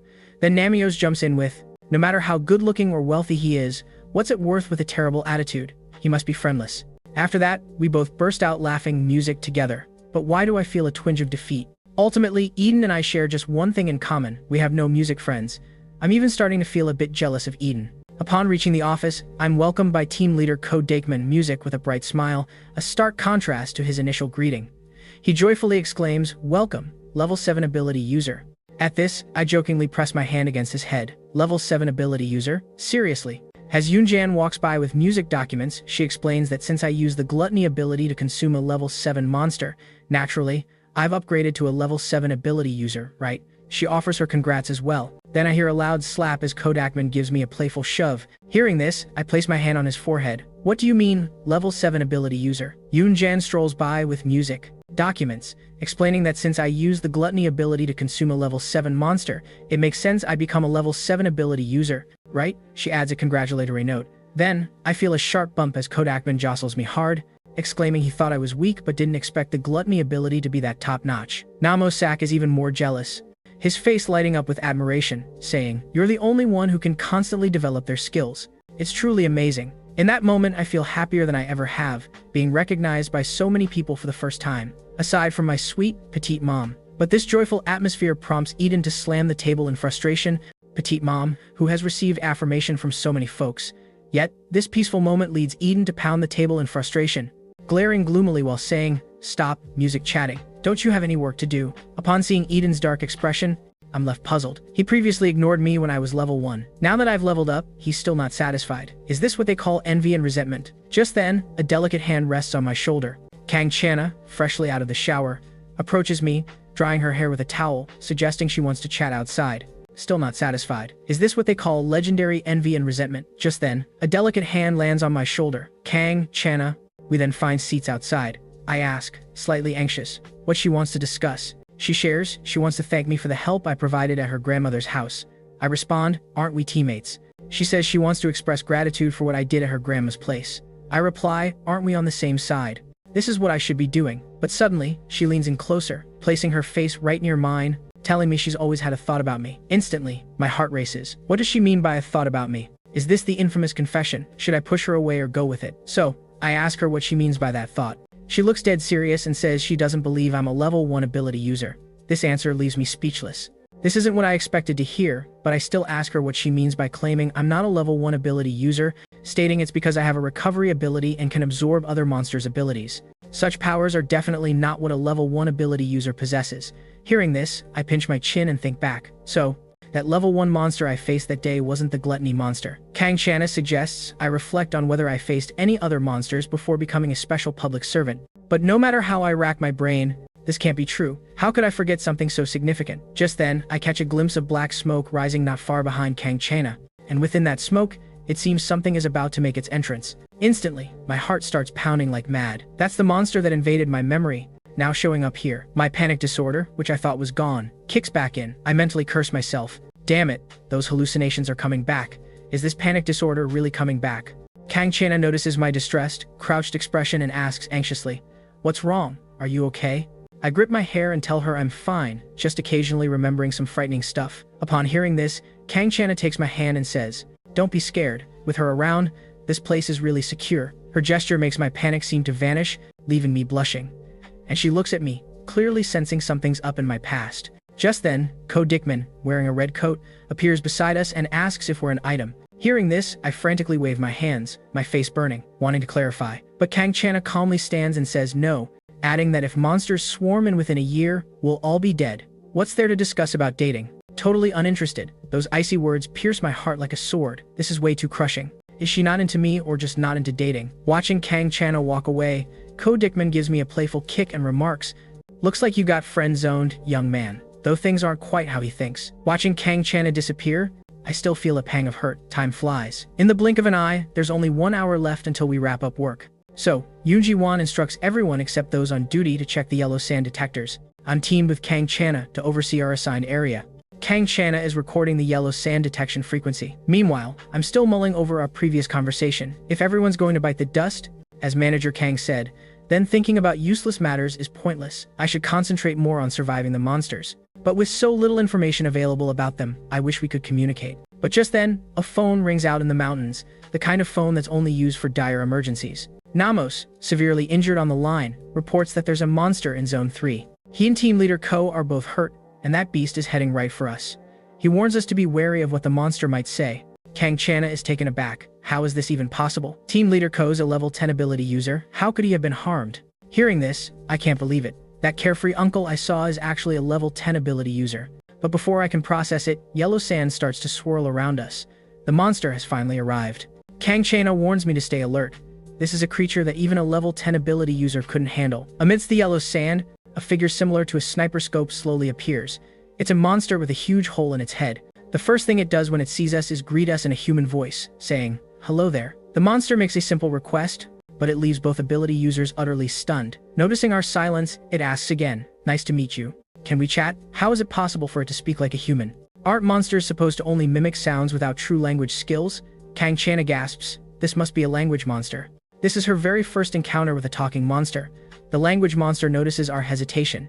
It extends its hand, urging us to relax. It's not here for a fight, just a chat. I ask it what it wants to discuss, but Channa insists I shouldn't engage with it. Namyosi has already cautioned her about this, yet I see this as a golden opportunity to learn about these monsters. They want to kill us, but we know nothing about them. Ignoring Channa's protests, I inquire where they originate from. The language monster beams at being addressed. It says it's from Nar. I then ask, "What is Nar?" It grins and replies, "Naraka is the underbelly of hell. Those who've committed atrocious acts in life remain trapped there, battling endlessly in darkness." Its words send chills through me, my heart racing.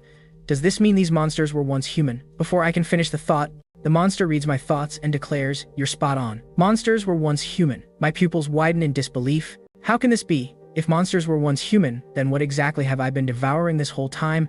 I can't help but spit violently. At this moment, the monster points at us, declaring it's time for it to ask questions. Just as I'm curious about its question, Shauna suddenly grabs my hand, urging me not to speak to it any longer. Then, she slashes her palm with a knife, asserting that despite its seemingly friendly demeanor, it's the one responsible for attacking Team Leader Ko and Namio.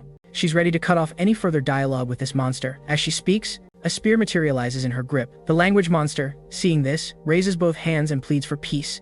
It despises violence, but Channa's mind is made up. Gripping her spear, she lunges forward. Just as the spear is about to pierce the monster's throat, a voice emerges from the monster's throat. "Even if you kill me, you'll never avenge your brother." In that instant, Channa stands frozen as if ensnared by some magical force. The language beast shoves the spear away from his throat, growling, "Your brother's death is on you." In that instant, time freezes in Cha's existence, dragging her back to that horrific night. Her brother is impaled through the heart by a cruel iron sword. That brutal strike from the metal fiend was meant for her, yet her brother stepped in the way. His pained gaze and his final cry for her, "Run, Channa," as the sword retracts. The secondary trauma stealing his life entirely. Channa clutches her brother's lifeless form, weeping uncontrollably. Presently, blood trickles from her lips. She crashes to her knees hard. The language beast sneers, "Your brother perished defending you. As the eldest sister, shouldn't you have shielded him? You're the murderer." Watching Shauna suddenly crumple, I scream her name and dart forward. I catch her just before she collapses, but the heart-wrenching wound in her chest sends shockwaves through me. I never even saw that beast attack her. Where did that injury come from? Could this monster's assault be through words, inflicting mental scars? Before I can ponder further, the beast advances. "All right, let's keep talking. Don't mind that one grieving over her lost family." Hearing this, I tell him to pipe down. How can I share words with a monster who so carelessly mocks others' suffering? As I speak, my enraged fist collides with the language beast's face. Before it can respond, its body crashes hard to the ground. I jump up and strike again. Whether you're alive or dead, right now you're beyond redemption. But just as my punch is about to connect, the beast sneers. "Why are you furious for her? She's already ghosted you." Those words freeze me in my tracks. I find myself paralyzed. Simultaneously, from a hidden spot, a thread bursts forth. A wound suddenly tears open in my chest. Something has stabbed my heart, yet I feel no emotional pain. How can it still harm me? I glance at Shauna on the ground, realizing I never viewed her romantically. I see her as a tough, cool upperclassman. Meanwhile, Channel lies there, trapped in her memories. Whispering, "I'm sorry, brother." I grip my chest, questioning how the aftermath of this attack can linger so long. Meanwhile, the language beast picks up a stone from the earth. His taunts persist. Emotions indeed make a person vulnerable, even though he never felt them when he was human. As he raises the rock and inches closer, my body remains immobile. He suddenly leans in and yells, "Why are you silent? Can't you even speak now?" That's when I realize, anyone capable of feeling can't withstand heart wound assaults. That's precisely why even the level 10 team leader got taken out. Unless someone heartless who's immune to this pain comes to my aid, both Shauna and I will meet our end here today. Just as the language beast lifts the rock to smash me, his entire form suddenly contorts with a crack. It's Eden who shows up just in time. He taunts, "Weren't you supposed to be tough? What's with you kneeling on the ground?" As Eden appears, relief washes over me, thinking, finally, this psycho made it. But after spotting me, Eden seizes my collar and bellows, "What's with that grin?" Just then, the language beast's voice echoes again. "Your attack feels like a mere tickle." Eden didn't think that monster could take a hit like that. The language monster smirks, lifting his head high. "My vocal cords are exceptionally strong. An attack like this won't break them." He ridicules us. "You rookies ought to train harder." His taunts spark rage in both Eden and me. Yet, I caution Eden to tread carefully. That creature can read human memories and strike at your emotional weak spots. But Eden tells me to be quiet. He doesn't need tips from a novice. He yells for me to keep quiet and just observe. I think to myself, this dude is truly insane. His harsh style of speaking mirrors the monster's. Meanwhile, as Eden gets into the groove, he snaps his fingers to trigger his breaking power. With the sharp sound of a snap, he sends a crippling blow to the monster's leg. But at this moment, the language monster digs into Eden's memories and launches a verbal counterattack. Your strikes are nothing out of the ordinary. No surprise you can't gain your illustrious father's approval. Yet Eden remains unfazed. He continues, snapping his fingers, unleashing his ability. The monster's whole skeleton shatters with the relentless crack of snaps.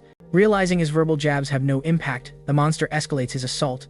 "So, you are just like me, devoid of emotion. Children born of women who lost their minds and took their lives after being left by their husbands always end up this way." Hearing this, Eden indeed darkens, bowing his head. I'm taken aback as well. Eden's backstory is so sorrowful.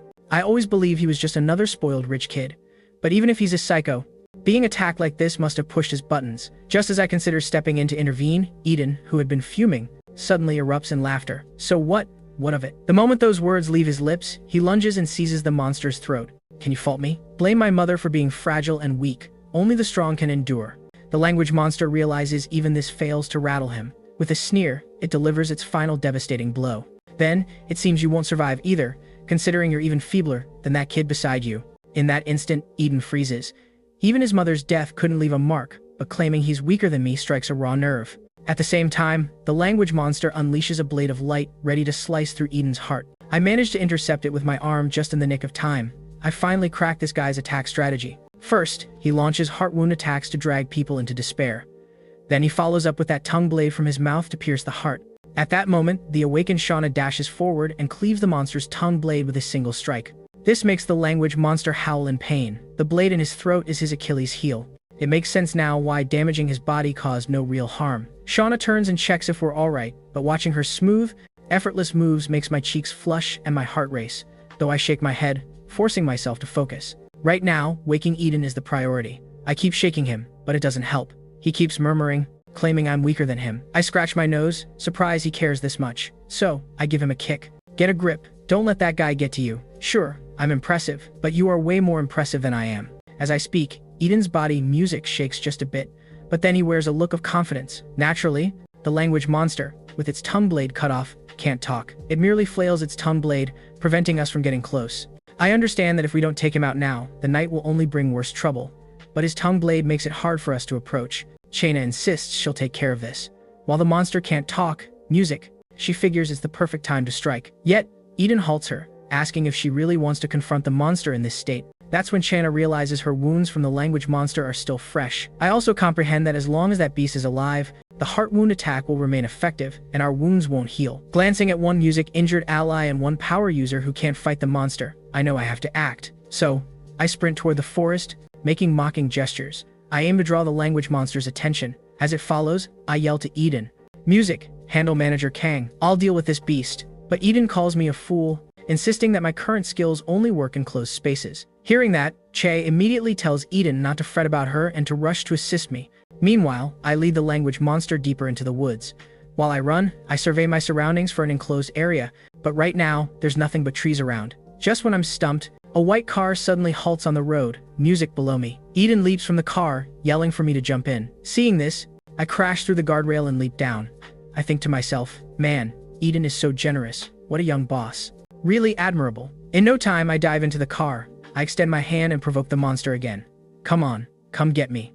The language monster, unable to resist a good taunt, follows me into the car. Then Eden yanks the car door shut from the outside, shouting, closed. When I hear the cue, I slip out the other side. But just as I'm about to close the car door, the monster's tongue blade lashes, music out savagely. It cuts me into pieces, head included. Yet as the language monster thinks he's done me in and opens the music car door, a hand grips his throat from behind. He whips around in disbelief because not only am I intact, but several identical copies of me materialize inside the car. What he just sliced was merely a clone. The music real me remains in the car, constantly splitting and generating clones.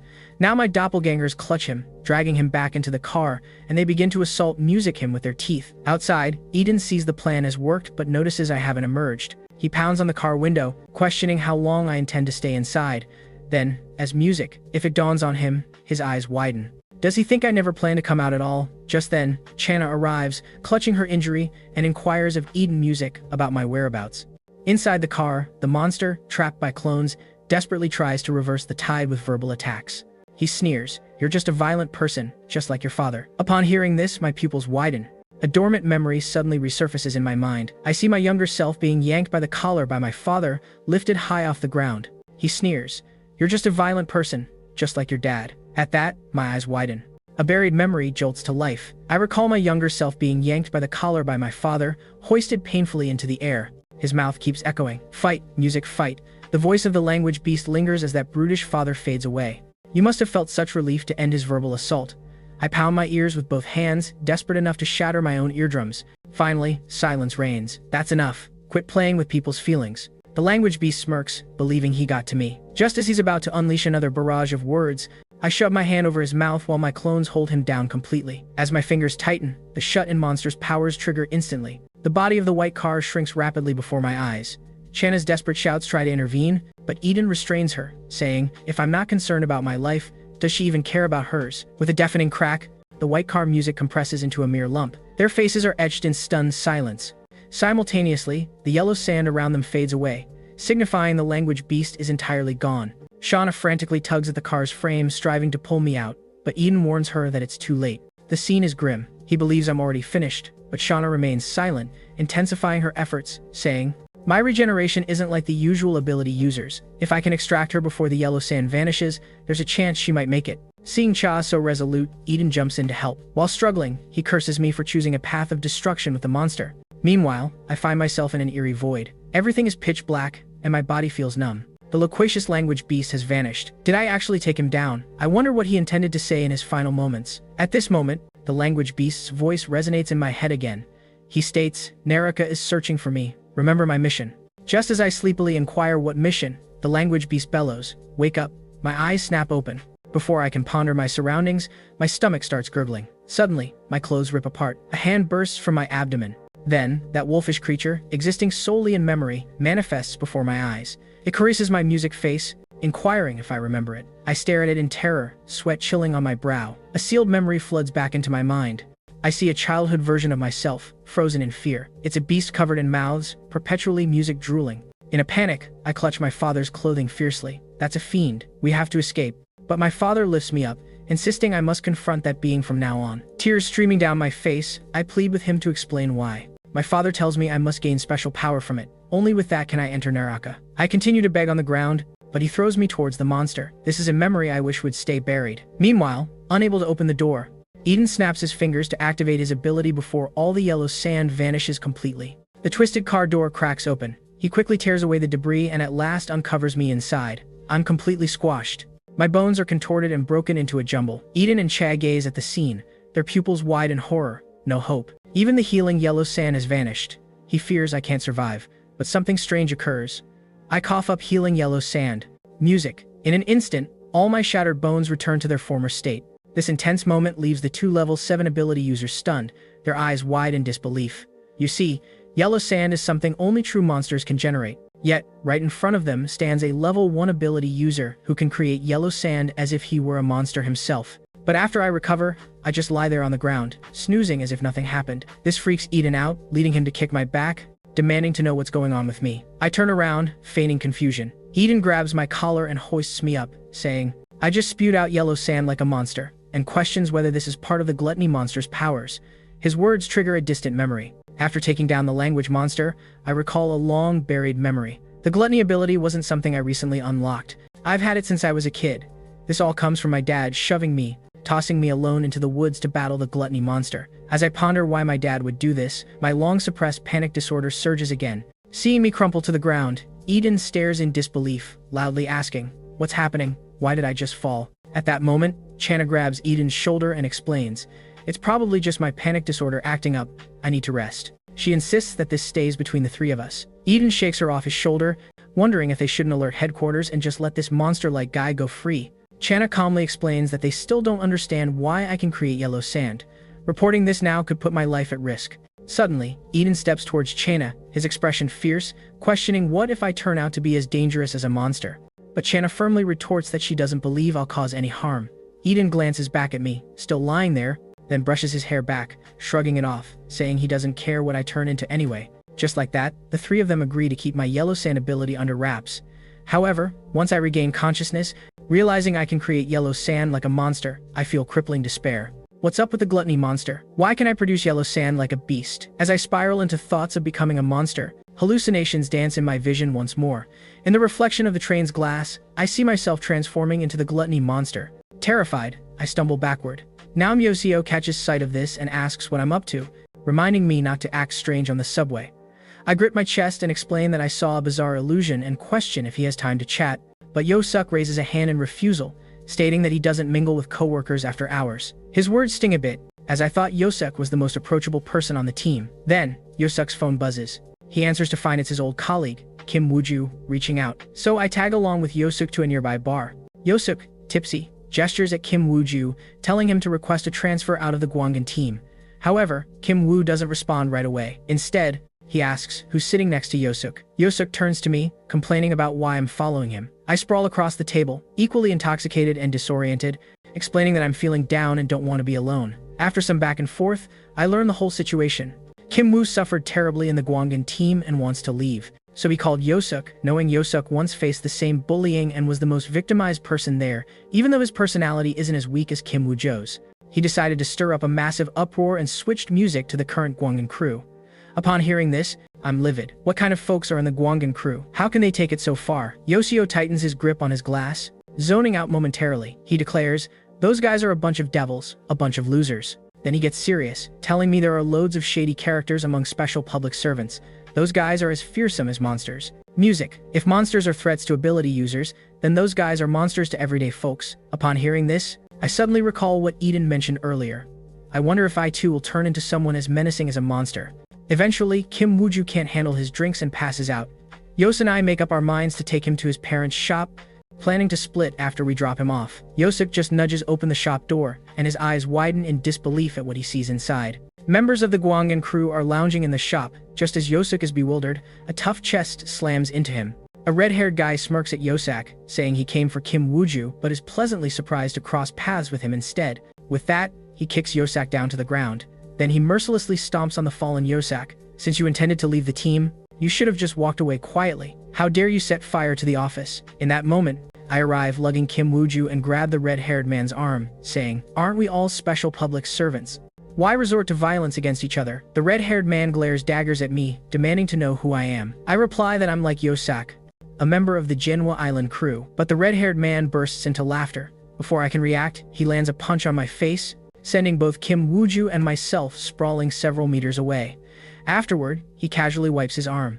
Disgusting. How dare you mention that place where all those weaklings hang out? Music. Then he delivers another kick to Yosak. "Looking at you weaklings, I can't resist the urge to beat you down." Then he hops on Yosak, unleashing a flurry of punches, punch music after punch, because Yosak reported them to headquarters. The team received months of punishment. He's been hunting Yosak to finish him off. The Gwangan crew members, music, far from stopping him, are just enjoying the show with smug smirks. Right now, my rage is boiling over.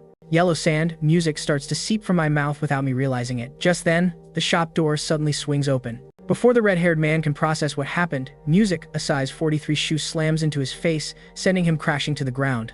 All the Guangan crew members jump up at once, demanding to know who dared do that. Eden steps in, completely unfazed, asserting he's part of that pathetic Manhwa Island music team they were just mocking. Then he rushes to me, cautioning that if I dare spew yellow sand here, I'm dead. That's when I realize I'm unconsciously letting yellow sand out. I quickly cover my mouth and ask Eden how he got here. It turns out Eden was worried I'd mess up and has been stealthily tailing me since clocking out Music, but he isn't alone. Kang Channa is also on my trail. Channa steps into the shop and is taken aback at first. She immediately rushes over to check on Yosak. Seeing the battered Yosak, Channa shoots a fiery glare at the Guangan crew members, even though she has no clue why they're attacking her teammate. She needs to get Yosak out of there now. But the clown lady pulls up the red-haired man's arm.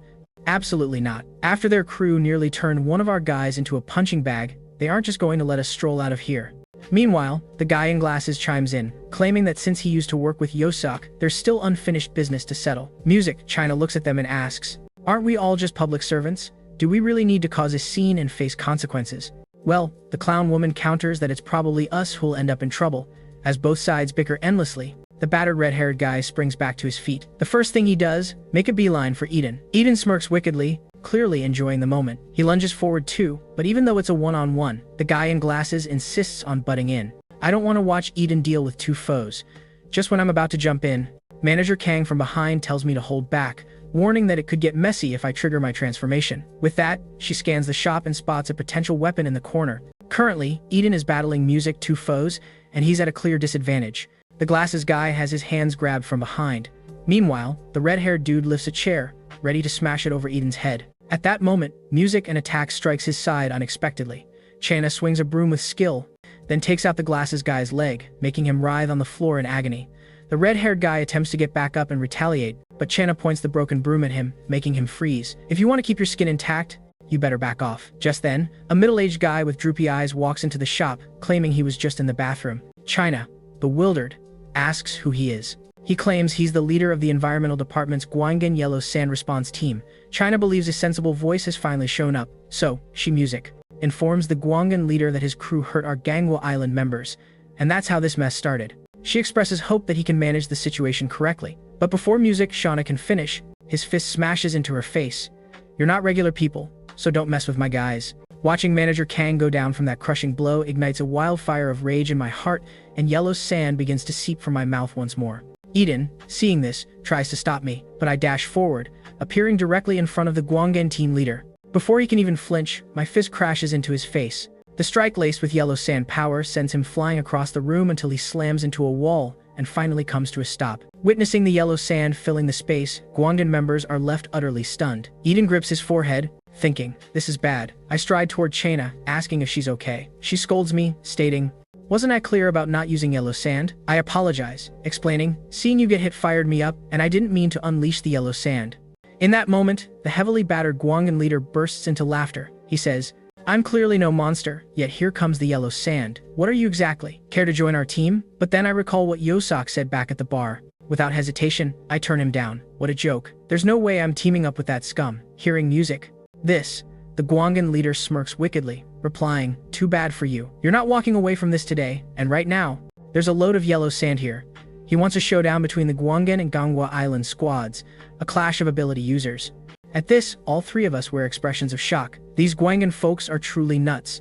But the guy stays cool, lounging on a bench munching seaweed, telling everyone to line up and get ready. Chana steps up, waving her hands to decline, declaring, "This is too ridiculous." But he brushes her off, raising a finger and laying down the rules. Each side will have one-on-one battles, 3 rounds in total. The winning team gets to take Yosak away. Then he glances at the quivering Yosak on the ground, adding, "If we win, he can forget the damage Yosia did to them, wipe the slate clean and stay out of their way." Then his gaze shifts to me, saying, "And that monster over there, if the headquarters finds out about your yellow sand ability, you're definitely going to be in hot water." With that, he gestures for silence, saying, "If I step up to fight, I'll keep your yellow sand ability under wraps." Chana is rendered speechless, contemplating how odd this Guangan team truly is.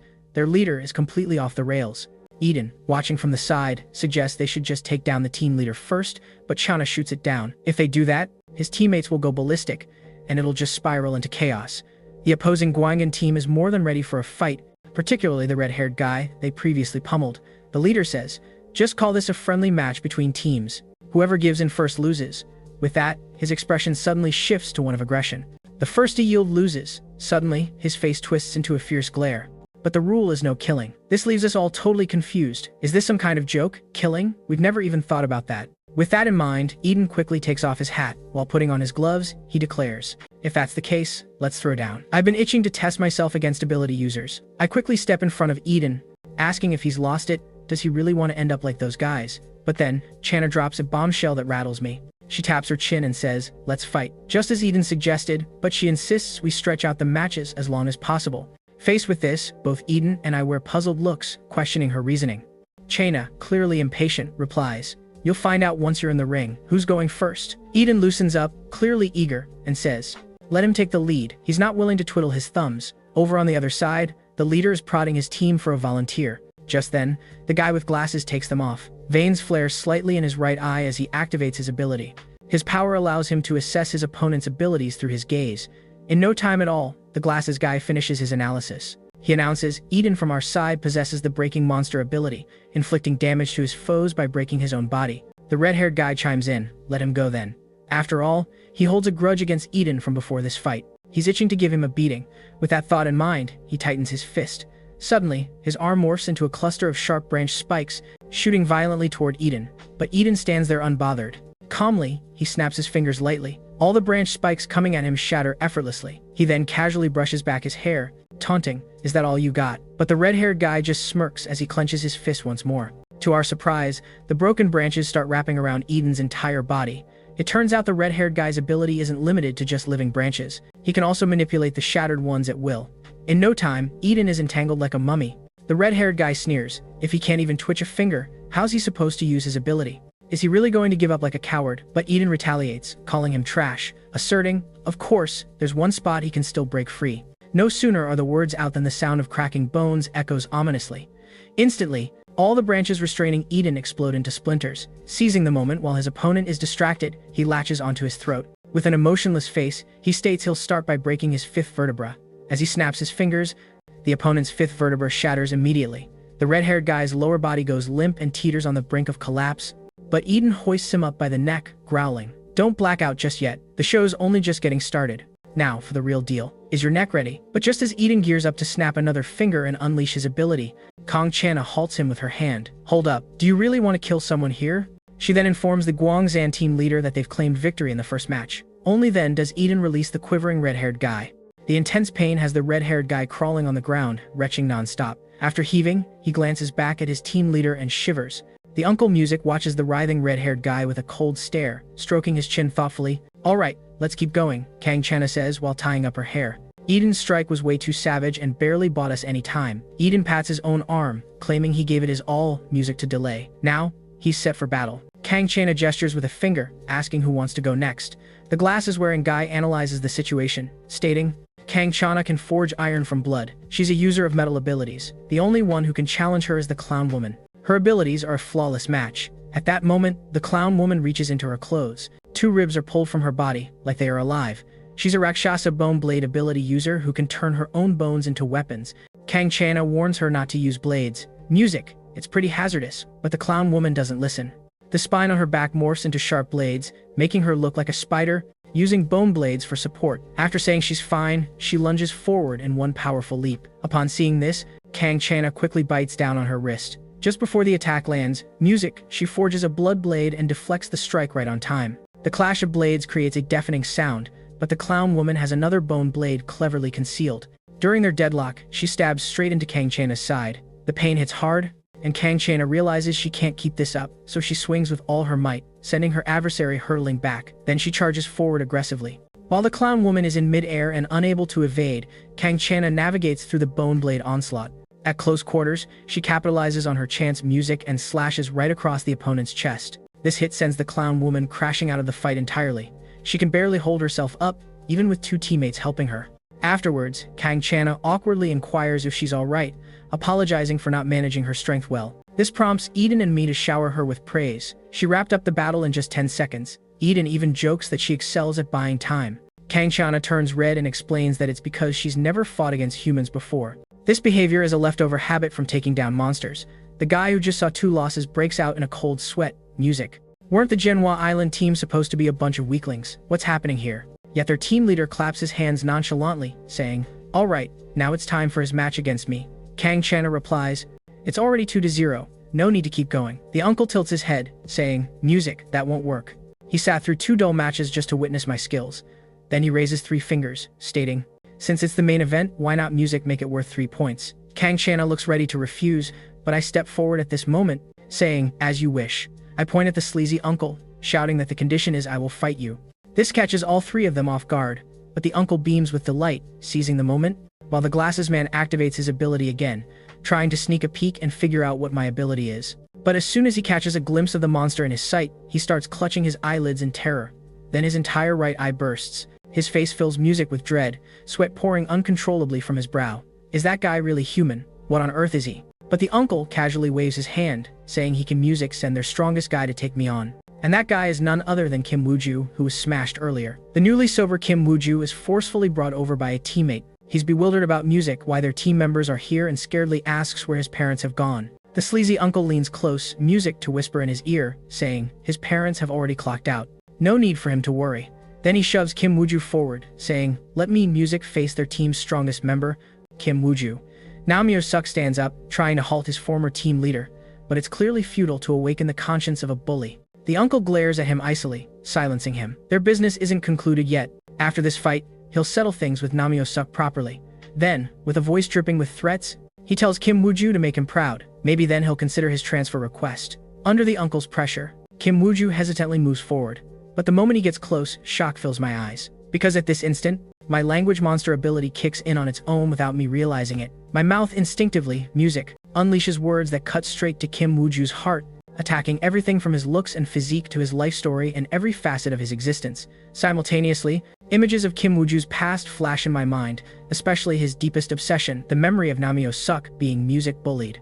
Realizing I'm about to start rambling and that the blade in my mouth is on the verge of emerging, I quickly slam my hand over my mouth, desperately trying to halt this madness. But the tongue blade, music, pierces through my palm uncontrollably. Simultaneously, my mouth unleashes a verbal onslaught, questioning if Naomyo felt joy when he was bullied. As an onlooker, did he feel lucky it wasn't him? Hearing this, Kim Wooju's music, heart quakes. These piercing words strike deep into his soul, meeting the requirements for a heart wound. Sensing something's off, I frantically attempt to retract the tongue blade, but I'm powerless. The blade launches out recklessly, stabbing straight through his chest. I quickly bend down to check on him, asking if he's alright, saying, music can't handle my power.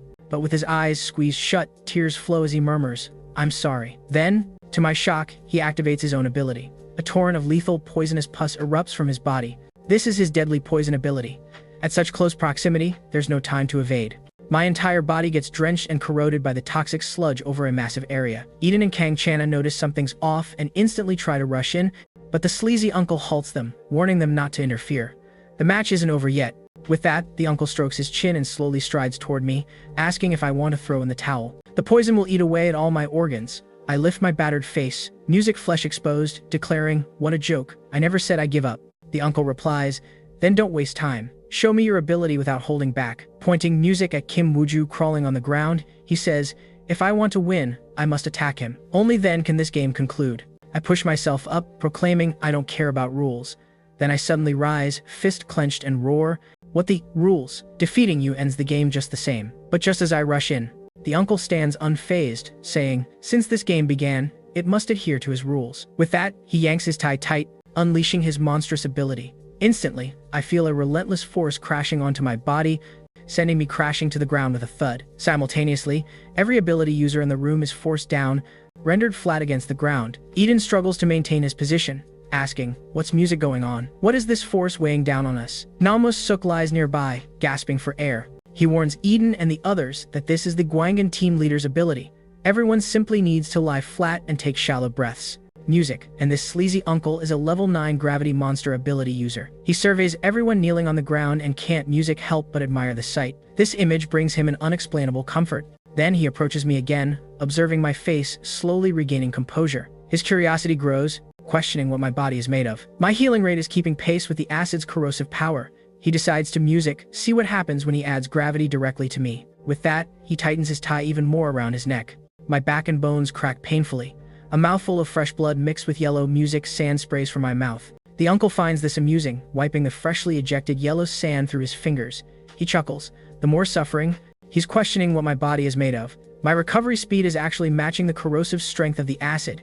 He decides to music test what happens if he adds gravity just to me. With that, he tightens his tie around his neck. My back and bones creak ominously. Fresh blood mixes with yellow music, sand, and sprays out of my mouth. The uncle finds this fascinating, rubbing the freshly spewed yellow sand between his fingers. He remarks, "The more agony." The uncle finds this intriguing, running his fingers through the newly thrown yellow sand. He remarks, "The greater the suffering, the denser the yellow sand. It looks like that monster who granted me this gift is something else entirely." Right now, tears stream down my face from the agony. Yet when I hear him music say something else, my face momentarily freezes. Reflecting on it, the creature from my memory truly was something else. That beast, while monstrous, had eyes that shouldn't belong to monsters. But at this very music moment, I realize it's not the time for reminiscing. I must act, and act fast. To bring this guy down, I need to tap into the language monster's power. But as I activate the ability, something unexpected unfolds. The music language monster stays silent and doesn't unleash any spoken assault. Its jaws remain shut, like it can't pinpoint the target's weak spot. This realization weighs heavy on my heart. Could it be this dude is entirely impervious to emotional strikes? Just then, I find out that this lunatic is indeed an ability user. The uncle pulls a small knife from his pocket. Then, pointing it at me, he declares his disdain for ignorance. He wants to carve open my structure to discover the source of the yellow sand. He presses the blade to my neck, questioning if he should slice my lungs first or go for my throat. But out of nowhere, the knife at my neck snaps cleanly in two. Eden activates his break ability right on cue, crying out, "Music, now's the moment." Simultaneously, Kong Channa bites her wrist, unleashing her ability. As soon as the blood-forged blade materializes, she leaps toward the sleazy uncle, despite her body shaking with fear. But just as Kong Music Channa draws near, the sleazy uncle spots her instantly and tightens his tie once more. The weight of gravity in this area amplifies 20-fold. This ambush ends up being a total disaster. The uncle, red-faced Music with frustration, strides over to Kong Channa, stating, "The higher the gravity, the less oxygen we have for our brains, until we eventually lose consciousness." Anxiously, I call out Kong Channa's name, fearing the uncle might harm her. But to my shock, he merely takes the blood blade from her grasp. Then he straightens up, looking at me with arrogance, saying, "Now, there's no one to interfere. Let's pick up that dissection game from earlier," and I'm pinned down by this gravity, fighting to breathe, contemplating, what should I do now? Suddenly, there's a knock on the door. The uncle turns to face it, asking who's there at this late hour. While holding the blood-forged blade tightly, he yells that the shop is closed, yet the figure outside, Music, doesn't leave. Instead, a dark liquid starts oozing through the door crack. In Music, a heartbeat. It engulfs Kong, Channa, and the other two. Eden gapes at this black liquid, cold sweat dripping down his face. Music, thinking, what the hell is going on? He attempts to shift his arms away, but the gravity keeps him immobilized. However, when Kong Channa spots the dark substance, relief washes over her as she weakly says, "Finally, you're here. What took you so long?" It turns out, while Eden fought against the two ability users solo, Kong Channa had helped Namio absorb. Observing the chaos in the noodle shop, she recognized things were bound to spiral out of control if it kept up. Thus, she took cover behind Namio Sak's body and sent a distress signal to team leader Kakman. At that very moment, Kodakman stands outside the shop door, channeling his power through the yellow sand trickling from the crack. A dark liquid floods from his eye sockets. His ability aligns him with a level 10 user, the Darkness Monster skill. By extracting his eyeballs, the dark energy escapes through those empty sockets. At this moment, just as the black liquid begins to drown me, sheer terror grips my face as I ponder this suddenly emerging abyss. The sleazy uncle is also ensnared by this murky, thick substance. In a heartbeat, it devours the whole area within the shop. Yet, the uncle remains unfazed. He quickly identifies that someone has activated the darkness ability, but he can only silently mutter curses. For those engulfed by this dark energy, all six senses vanish, neither sound nor scent remains. They feel utterly nothing. Music, as if they're erased from existence. I'm facing this horrifying reality in the shadows. This feeling of non-existence sends waves of despair through me. I repeatedly paw at my face with my hands, attempting to regain control over my mind amid this chaos. Yet everything solid feels like air due to the loss of music, all senses. This sensation, worse than death itself, amplifies the yellow sand pooling in my mouth to a whole new level. In sharp contrast, the uncle remains perfectly composed. After all, he's a man whose vulnerabilities even the language monster ability couldn't detect. Simultaneously, a pair of massive hands materializes behind him. In the very next moment, Kodakman seizes him by the throat and snatches his blade. Yet, the uncle is completely oblivious. He can't even register his own breathing. In that fleeting moment, his consciousness slips away, and he faints. Once team leader Coachman wraps up with the uncle, his focus shifts to me. Music. At this moment, I'm trembling in sheer terror. My heart desperately wishes for a savior, to the point where I start gnawing on my hand instinctively. Kodakman approaches me from behind and states, "That's enough."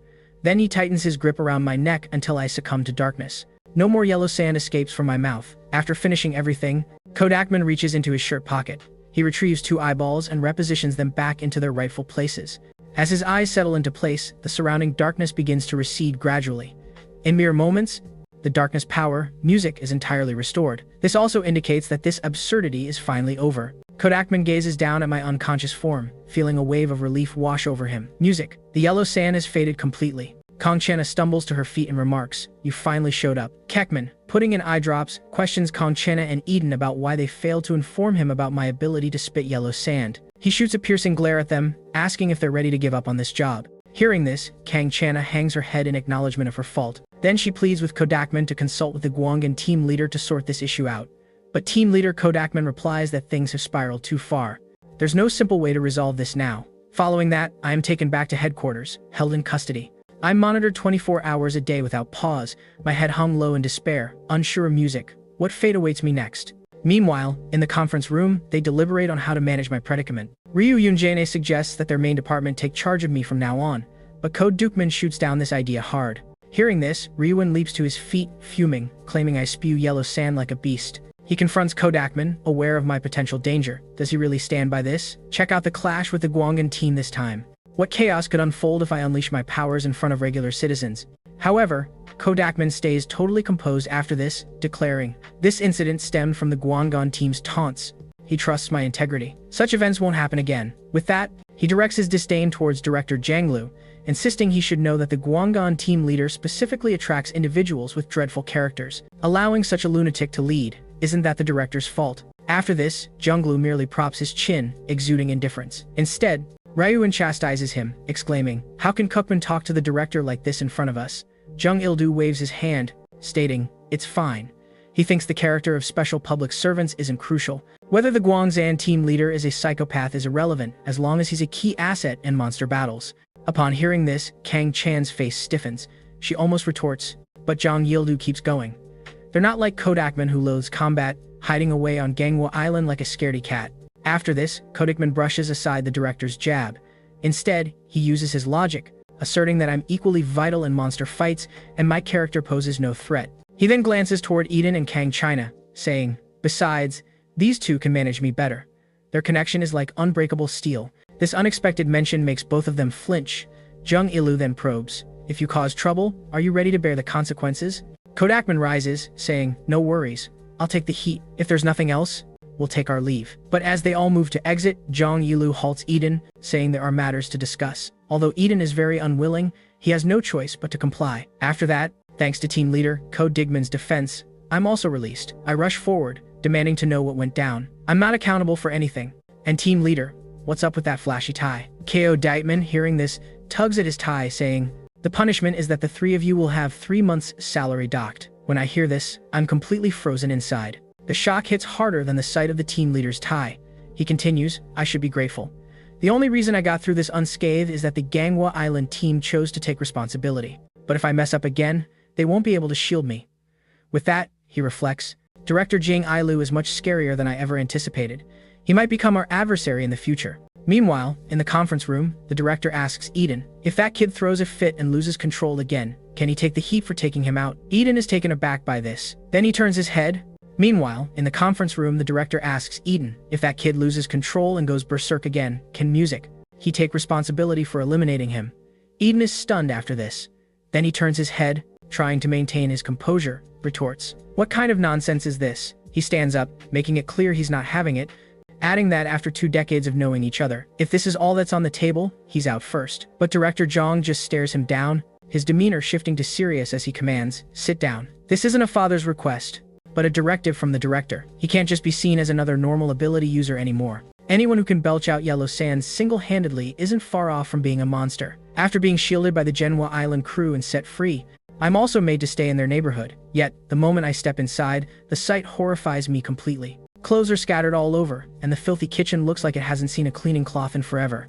Where's the vibe of a home? Back when I was hitting the books for exams, it never looked like this. Just then, Kodakman strolls out, bare-chested and a total mess. Scratching his shoulder, he claims, "I'm crashing here with him from now on." His presence sends chills through me as I ask, "Is this really necessary?" Kodakman merely yawns and replies, "If they want to keep me in check, this is how it's gotta be." He slaps a hand on my shoulder, asserting that from now on, we'll ride together, and I have to stick with him for a full 24 hours after work, no escapes. Staring at his hand, I can't help but think this world has gone absolutely insane. The next morning at work hits me hard as I feel Supervisor Yoon Ji-won seething, her glare scorching. Unable to take it any longer, I cautiously ask if she has something to say. Yoon Ji-won jabs 2 fingers at her own eyes before pointing right at me. Warning, if you dare spit yellow sand in here, you're done for. Namo, sitting close by and always looking for drama, tells Yoonji to chill. What if I get angry and start spitting yellow sand? Huh. His words make me spin around in my chair, utterly shocked, thinking, I'm like this because of you.